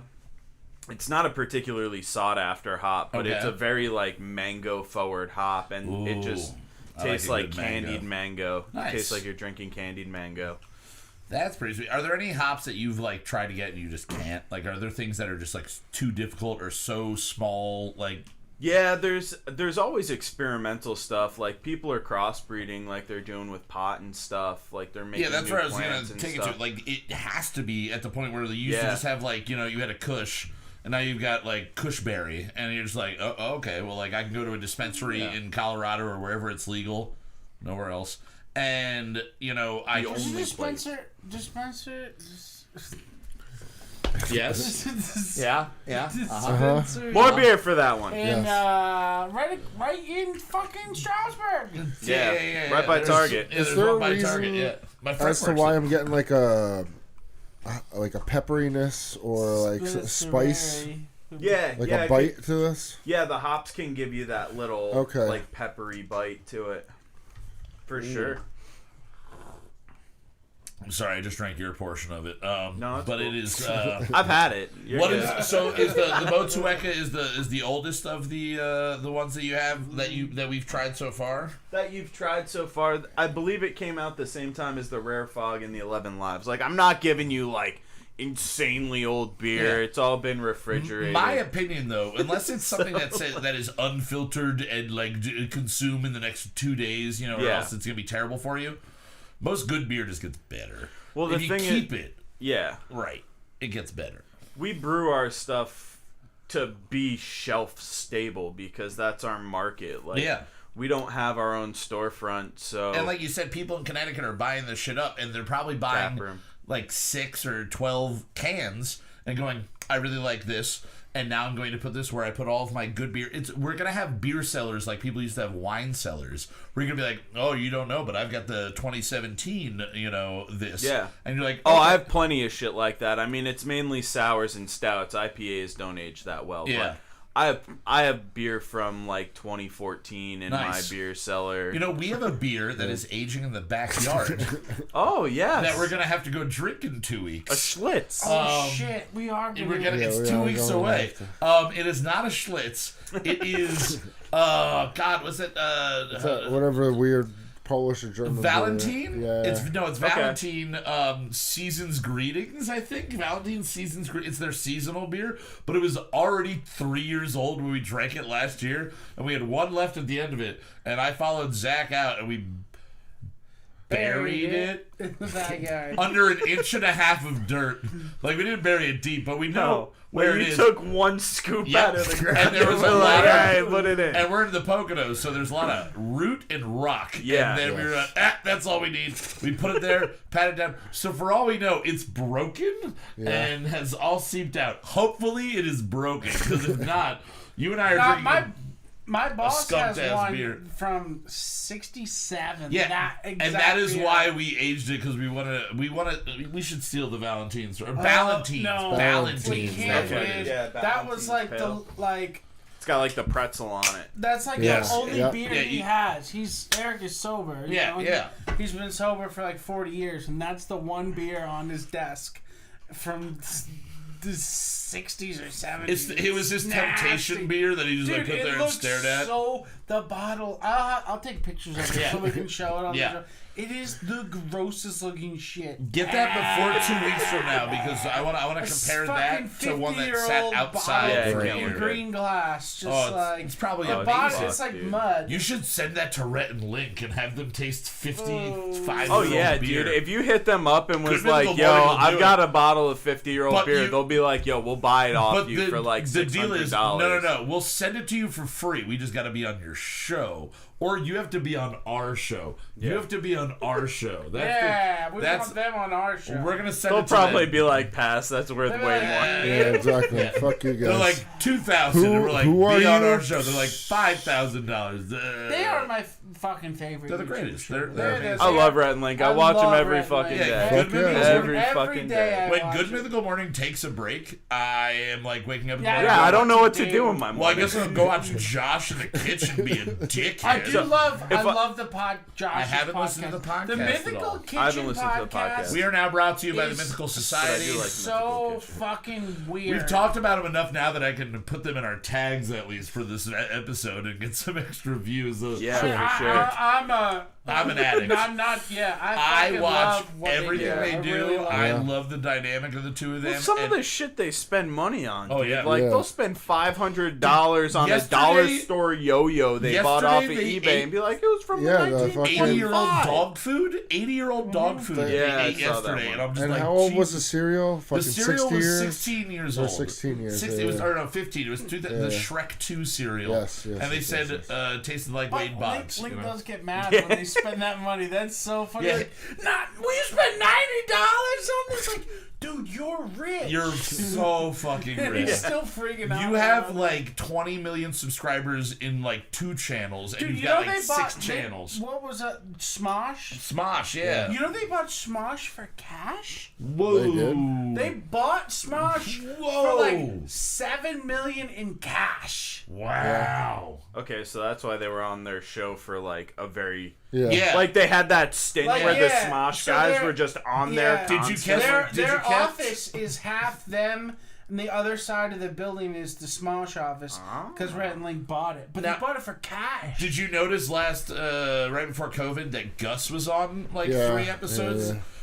Or more than They that. didn't more even than that. fucking say anything. He They didn't would say just be anything. sitting, or they would switch him Him and and Chase out when they're doing the fucking Yeah. dart game. Fucking loved it. Fucking loved it. All right, well, this has been the Good Mythical Morning review moment. What is the next beer that we're getting ourselves into? Well, we'll over keep here? it with the fog, and we'll do the rare fog. Okay. So the rare fog was our base wandering into the fog recipe that we scaled up. It's a 10.5% triple IPA, triple dry hopped. Oh, so shit. it is the Galaxy hops. Did you Standard keep fog that at recipe with the Galaxy 8.6%? hop. What? Is that still at 8.6%? No, it's 10 a and a 10. half. Oh, okay. Sorry, I was No, listening it's to your the- other words. So it's the same hops as the normal fog, but the rare fog is Galaxy as well. Jesus So it's the same 4 base hops I Christ. said before. I'm not naming them again. Holy cow! I gotta say, I am all warm and fuzzy feeling inside. Yeah. You make not only delicious beer, but very intoxicatingly delicious beers. Thank you. So, We make big boys. Are we gonna rank the fog as a whole? on our I scale? think we should just make the idea of the fog Yeah. can be one One all range. variants Yeah. included. I think because That's fair. I love all of them so far, Yes. and I cannot. I don't Besides, even know I how will- many we've done. We're getting close to double digits if we haven't Really? broken it. oh hell yeah! In terms of variants, yeah. I mean, we've brewed it well over double digits between all the variants. But Yeah, I've seen the photos of them. Yeah, we just stacked across. See, we very make it a consistent in the fog. color. Yeah. fog machine. This one looks maybe a little bit more bubbly. This smells like straight up pineapple, though. Yeah, so Ooh. we did go way Ooh. heavier on the Galaxy because Triple it's dry triple dry hop. So the normal fogs are double dry hop. This has a third dry hopping What does at the that same mean? rate.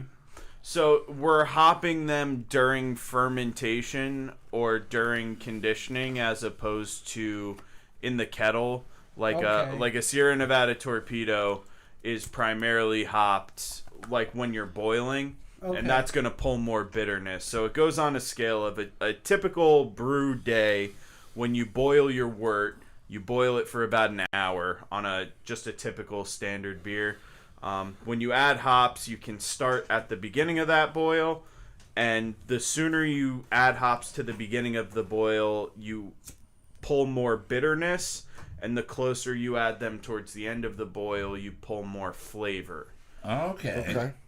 So then when you dry hop in fermentation or in conditioning in the bright tank, you're pretty much skipping all bitterness and you're only getting the fruity flavors or the piney flavors that the hops have.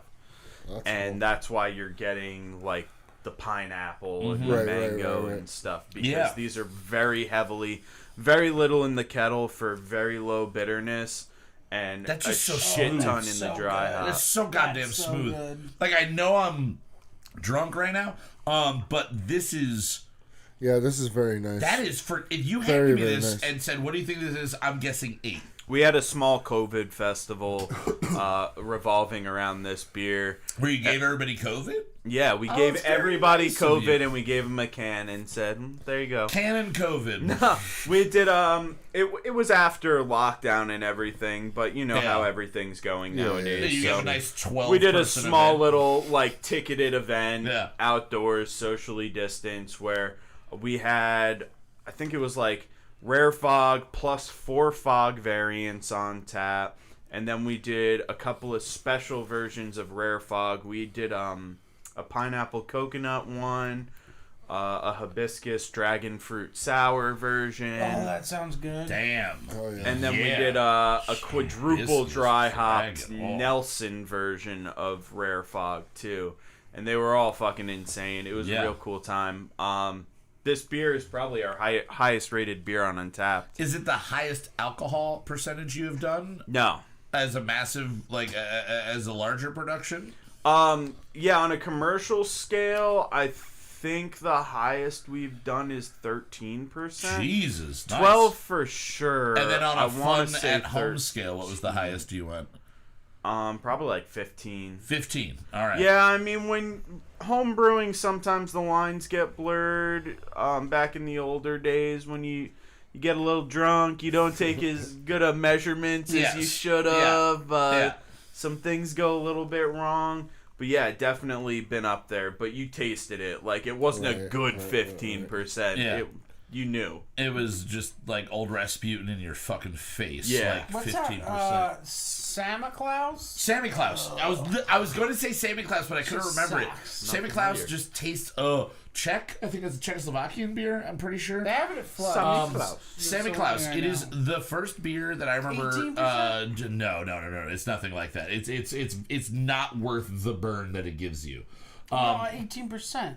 I do not think so. I think it's like 11 or 10. Like, I don't think so. Justin, can you look I up thought it was super high. SAMICLAUS. I had one time. It's so... All I know is that Jameso, he and I used to go, and the reason that he is involved in all of our beer tasting... Okay, what do you need to know about what the ABV on Sammy Klaus is. We used to taste test through 14%. 14. Okay, 14. All right. The more than I thought it was.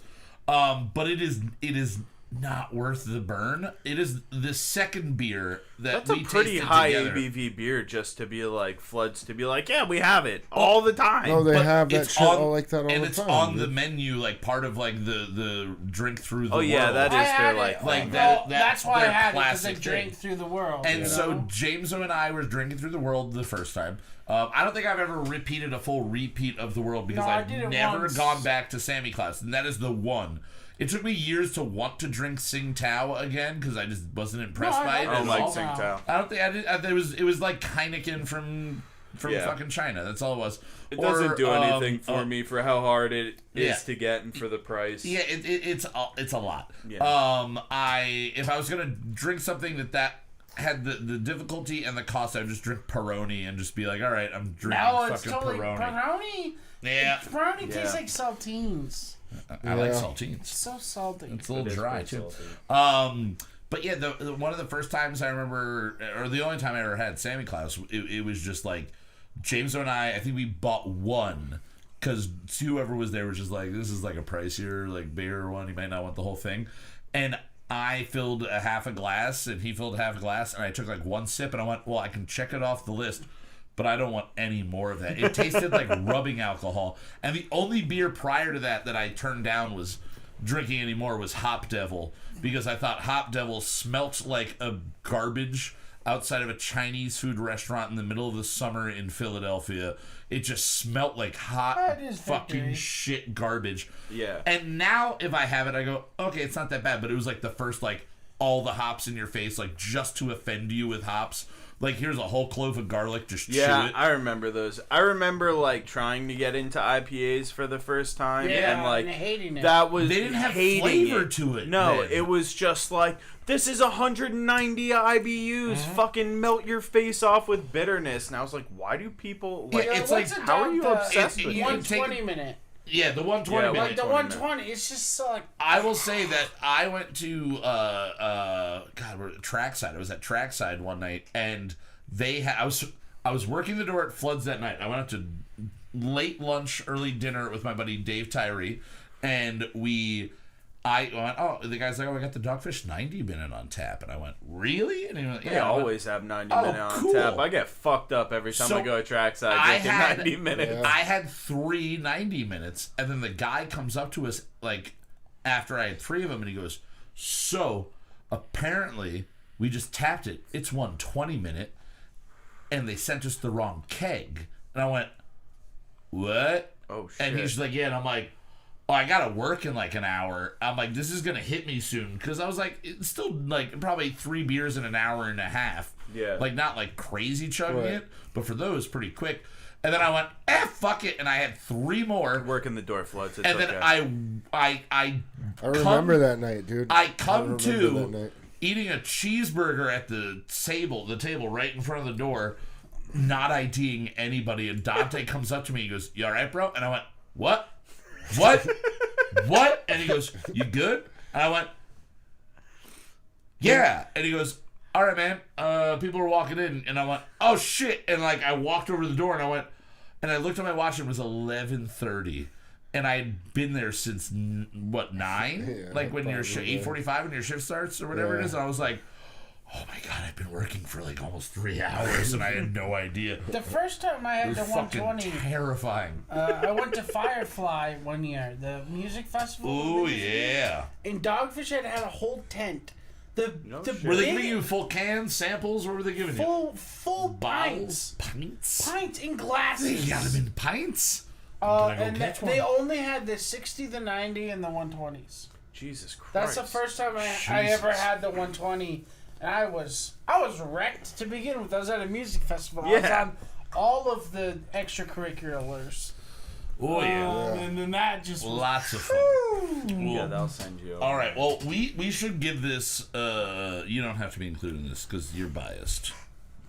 We're 100. We're doing it as 150. We're including that. 150. I will say, for a double IPA, the base of it is double IPA, and then you even throw the triple IPA in there. Honestly, for me, like, I'm going to try to not imagine that you're in the room with me right now. Yeah, I'll take my headphones off. I can see more of you now. Can you put the headphones over your eyes? Like, yeah, flip the vibe. There you go. I love Torpedo. It's one of like the beers that was a double IPA. It was the first one I had, and nowadays everyone's attacking with the hazy, juicy New England IPAs. Right. Every variant of this, I fully, big ups to CT, fully enjoy. So I'm going to hedge what I want to say to give it an appropriate. I'm giving it an 85. I'm giving it across the board an 85. It's an 8.5 out of 10, an 85 for being a double IPA. Justin, what are you going to give this? Considering that you brew so many different variations of this, you'll be able to find what you like in this. That's the coolest thing about it, So, is that if you might not like one specific one, you can keep trying. Yeah. And honestly, I highly recommend just jumping right to Rare Fog if you could. Yeah, please. Because that's getting the job done really good. Yeah, you guys got some cream of the crop. Ain't nobody finding Rare Fog laying around right now. I say get it, but you ain't going. Every time that I see have a lot your of jealous beers up people. in this area, I grab them. Yeah, So- we go Thanks, into guys, beer I time and we're appreciate always it. just like, hey, you got any You Abomination? just hit me up and drink them with me. Yeah, it's true. But, you know, we're trying to find them naturally for the show. No, so it's we cool. can be Yeah, I like, appreciate it. I'm not calling you out. Just thanks, my beer. Your beer. I'll call you next time. I'm gonna give it a 90 though. 90, all right. Yeah. Okay. Gracias. Zachary, 0 to 100. I want to give it a 90. I do. Yeah. But you're here in the room. I feel like people are going to talk shit, so I'm going to give it 89. All right. Fair enough. Good enough. I will say that firmly will. I'm not going to even bother doing the math. That's one. You firmly then sit in the top of our beer. Yes. And I want to let you know what, besides, I think number 2 will be the fucking peppermint thing tonight. Yeah, technically. Unfortunately. Strong competition. But before that, with an overall ranking of 81, was Dogfish Head Costumes and Karaoke, which is a new one that we tried a couple weeks ago. I'm not familiar with that one. With an 80.5 overall was Innocent Gun Red Blood Sky. Loved that. And then we've got 2 champagnes, and then the next beer is in the 70s. Evil Genius Cool Story Bro Pale Ale. So you're above all of the company. Well, thank Just so you know, our last place is Four Loko Hard Seltzer with a hint of black cherry. We did that. It was hard seltzer from Four Loko. And what does that have? Not good. It is a total of 14.3. Really? They can't do a hard seltzer. No, Dude, because it's it just awful. tastes Black like cherry's green bad alcohol. too. I mean, like I generally like the black cherry of everything, which is why Really? I opted that. There was just like- it's the flavor most of them can fake the best. True. I don't That's trust true. a lot of them with mango because they get like a plasticky yeah, thing. just a Silicone bad yeah. taste.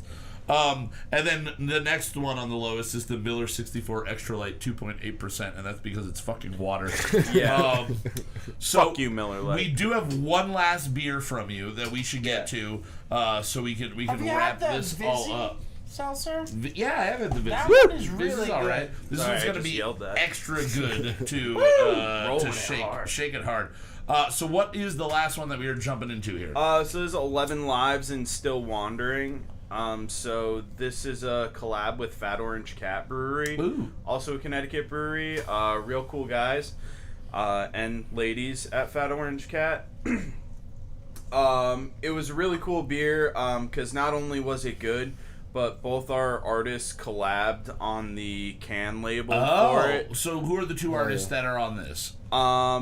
The top cat, the orange cat, is Leslie Herman. Okay. He's done some stuff for like Widespread Panic and some other notable people that I can't name at this time. Yes. And then the bottom half, like the skeletal fish and skeletal cat, that's our artist Sam Heimer, who does most of our labels. Yeah, your artwork is really rad. Yeah, I've always enjoyed Dope. everything Thanks, that guys. he's done. Everything. I mean, you obviously have had. Sam's a fucking man. He's super chill to work with. He's just fucking awesome in general, and he puts out dope ass artwork. So. Fuck yeah! And you've also in the past had our favorite Will Savinsky do some of your artwork on your cans. Will Savinsky has done our main logo for us, like our A monster. Yeah. He did that for us. And he does our main He logo. did it on my leg. I had him Really? tattoo it on me. See, now I you're don't have a tattoo from Will yet. We need a Will tattoo. We need need a tattoos Will overall. tattoo. Speaking of, just so you know, and I'm just going to throw this out as a shout out right now. End of January, you're going to have to go to Dominic Trimboli Tattoos to find out the specifics. But Dominic I'm Trimboli still trying Tattoos, to get in with him. Yeah, me too, dude. You're supposed to do this with We the all show. are. we're supposed He to get drew me show. out of time. Oh, We're yeah? getting show tattoos. He's giving me a memoriam to DeZambo as a Perkins Creamer on my forearm.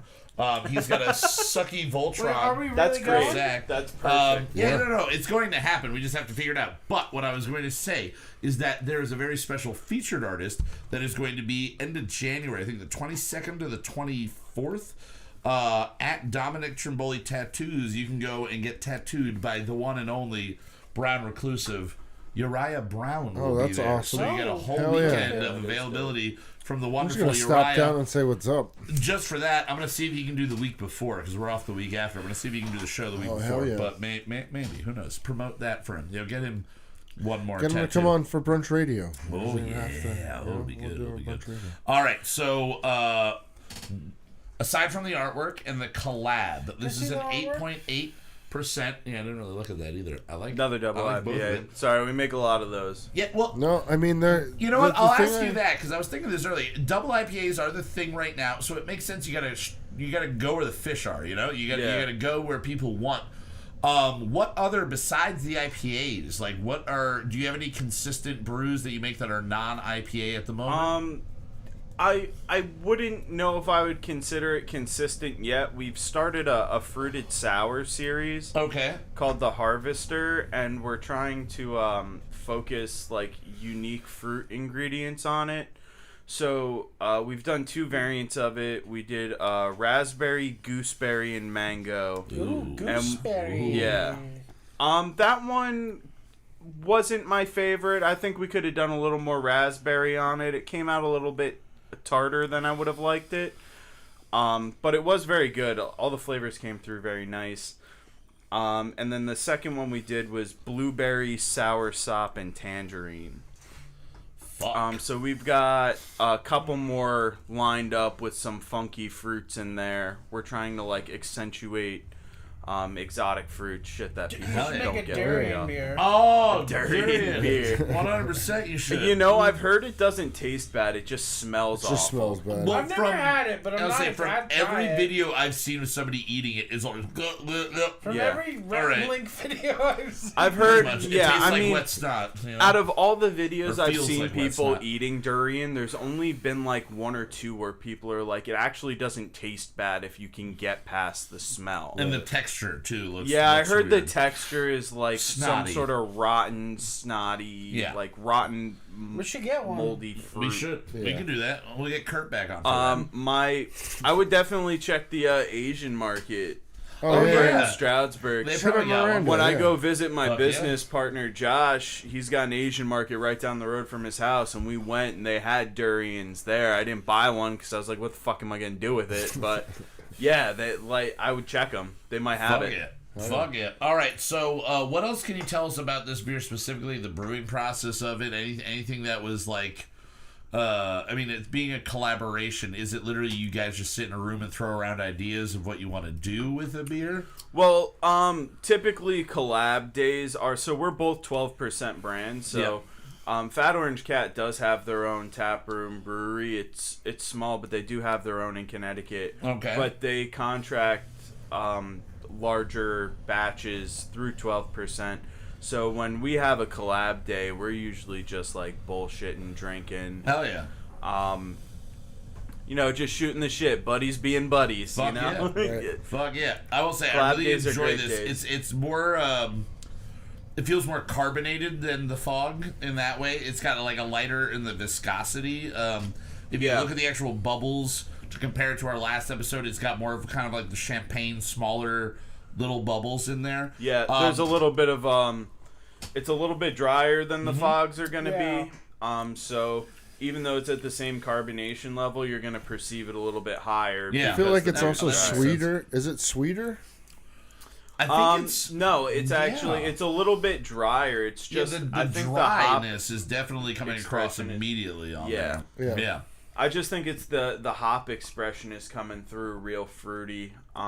With the fogs, we use Summit hops in them, and Summit hops are very much like onion, garlic, dank, pine, weed. Like they're very just like You just listed my diet. rubber cement. You eat rubber cement, Kyle? I didn't Yeah. list that, but I'm listing it now. Now I do. Now, I mean, okay. is eating through your nose count? Yes. All right, then I eat Okay. rubber cement. Yeah. Yeah. So 92, boy. this one doesn't have anything like this. This one's straight fruity hops, Mosaic, Citra, and then there's hop Laurel in there. It's another super fruity one, little Fuck yeah. florally. Well, while we sip on this, can you tell us what's coming down the pipeline for you guys over the next little bit? I know How do you you said, get your beer? Because it's it's hard to get your beer. But yeah, let people know where to find you guys, where they can find any beer right now, and what's coming down the pipeline. Because I know I had asked if you had a seasonal, and you said it wouldn't be ready by today. Yeah. And am I incorrect? And should I not say what you told me? Is it eggnog? Did you say you're going eggnog? Is that what you said or no? Yes. Yes. Well, we're formulating it as we speak. Okay. All right. So it's still on the ins and outs if it's something that we can make happen. Okay. We're not gonna pour actual eggnog into it.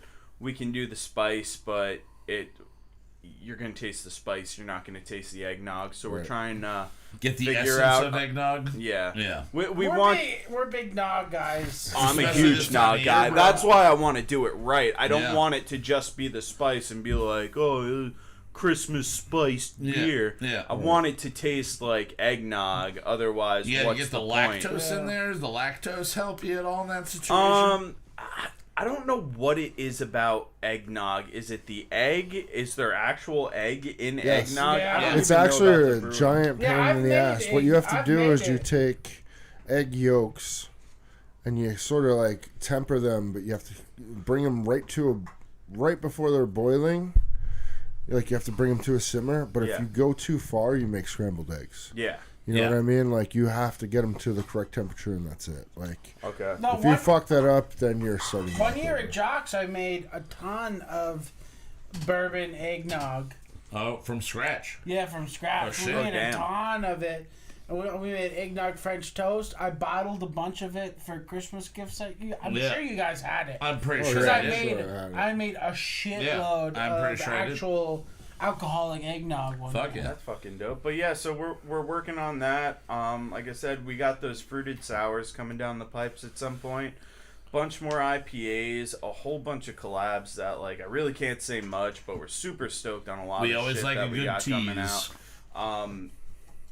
Once COVID's over, once there's a vaccine or once lockdown's done, then like we're doing a whole bunch of shit. Fuck yeah. Right now, you can check your local distributor for our beer.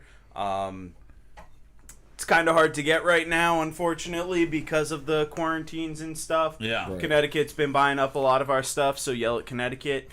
But Fuck our you, stuff CT. does distribute across 32 states, continental U.S., so Fuck it is yeah. possible to get. Oh, yeah. Locally, Penn Stroud, Brewskis carries our stuff. Fuck yeah. So, if anybody's going to get it, it's going to be those guys. Hell yeah. Awesome. yeah. Now, what's your social media? What are all the Social accounts media, they can- Abomination Brewing Company. You can find us on anything at Abomination Brewing Company except Twitter. We don't have Twitter. Yeah. We have a Twitter. We don't use it. Yeah. It's Fuck Twitter. a status update. Yeah.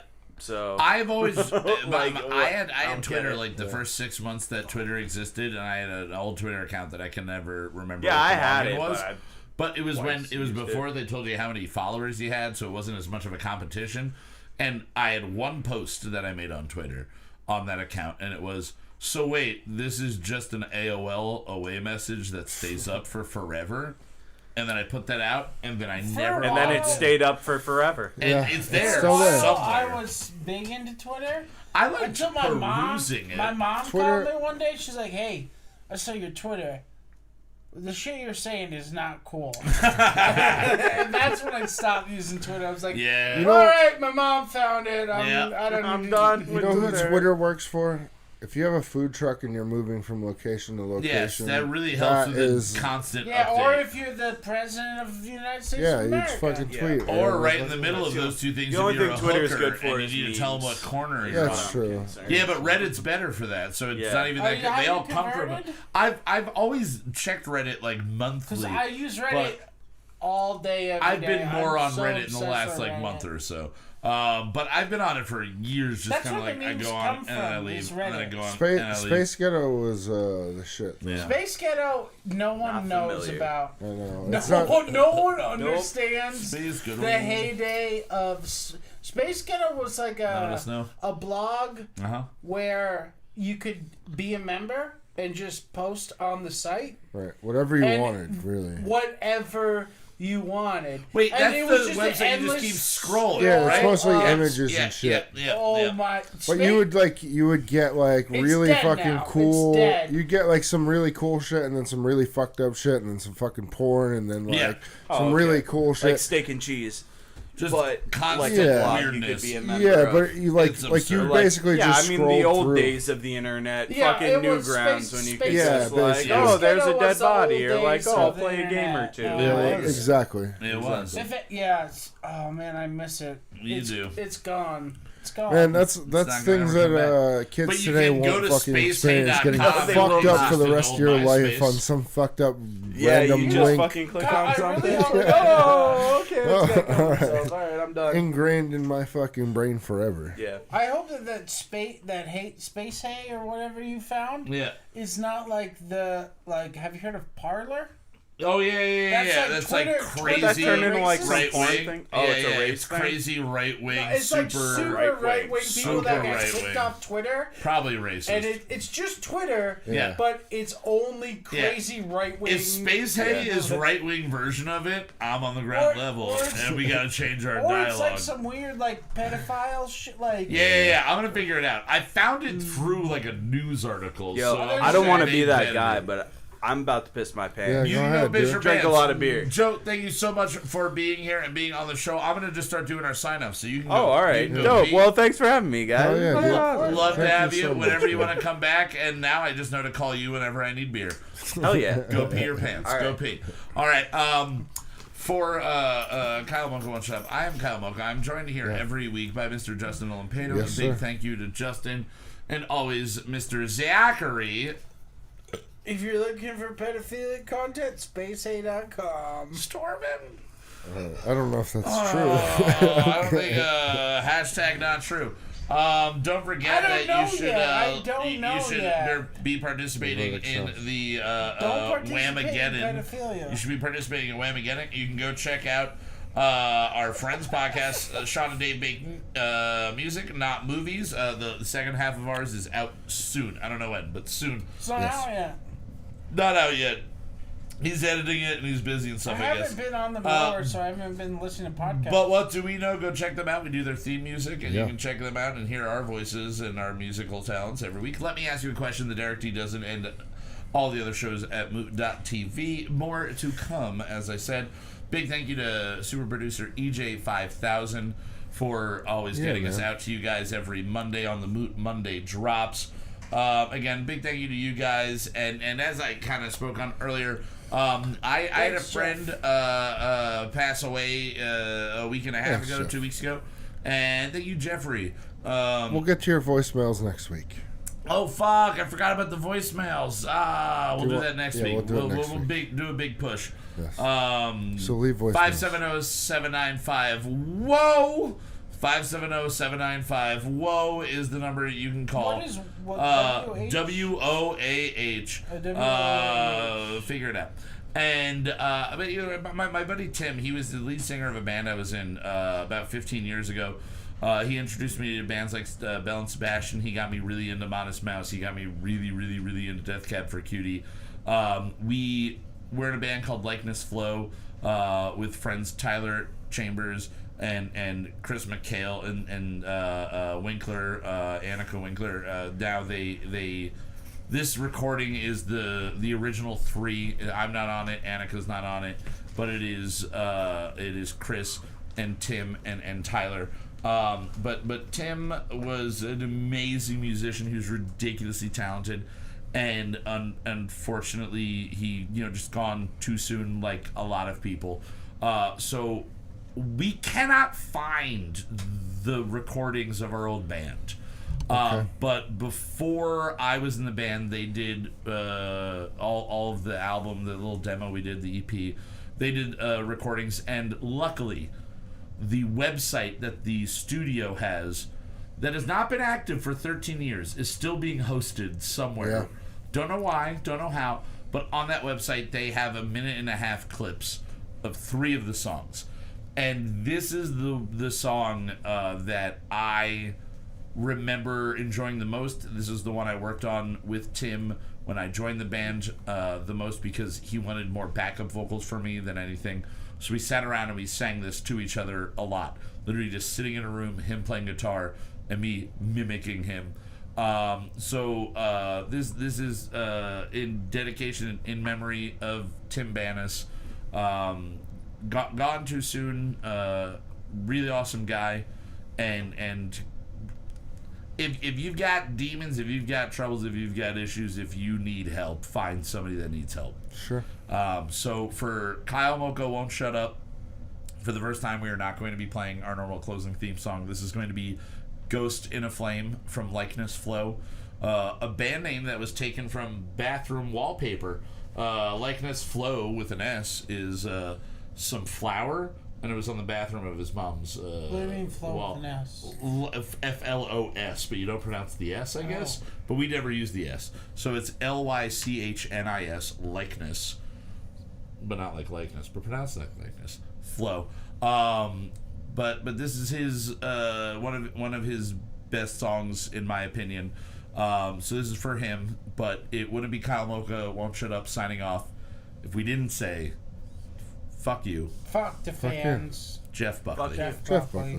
Jeff Buckley. Jeff Buckley. Jeff fucking Buckley. Fucking Buckley.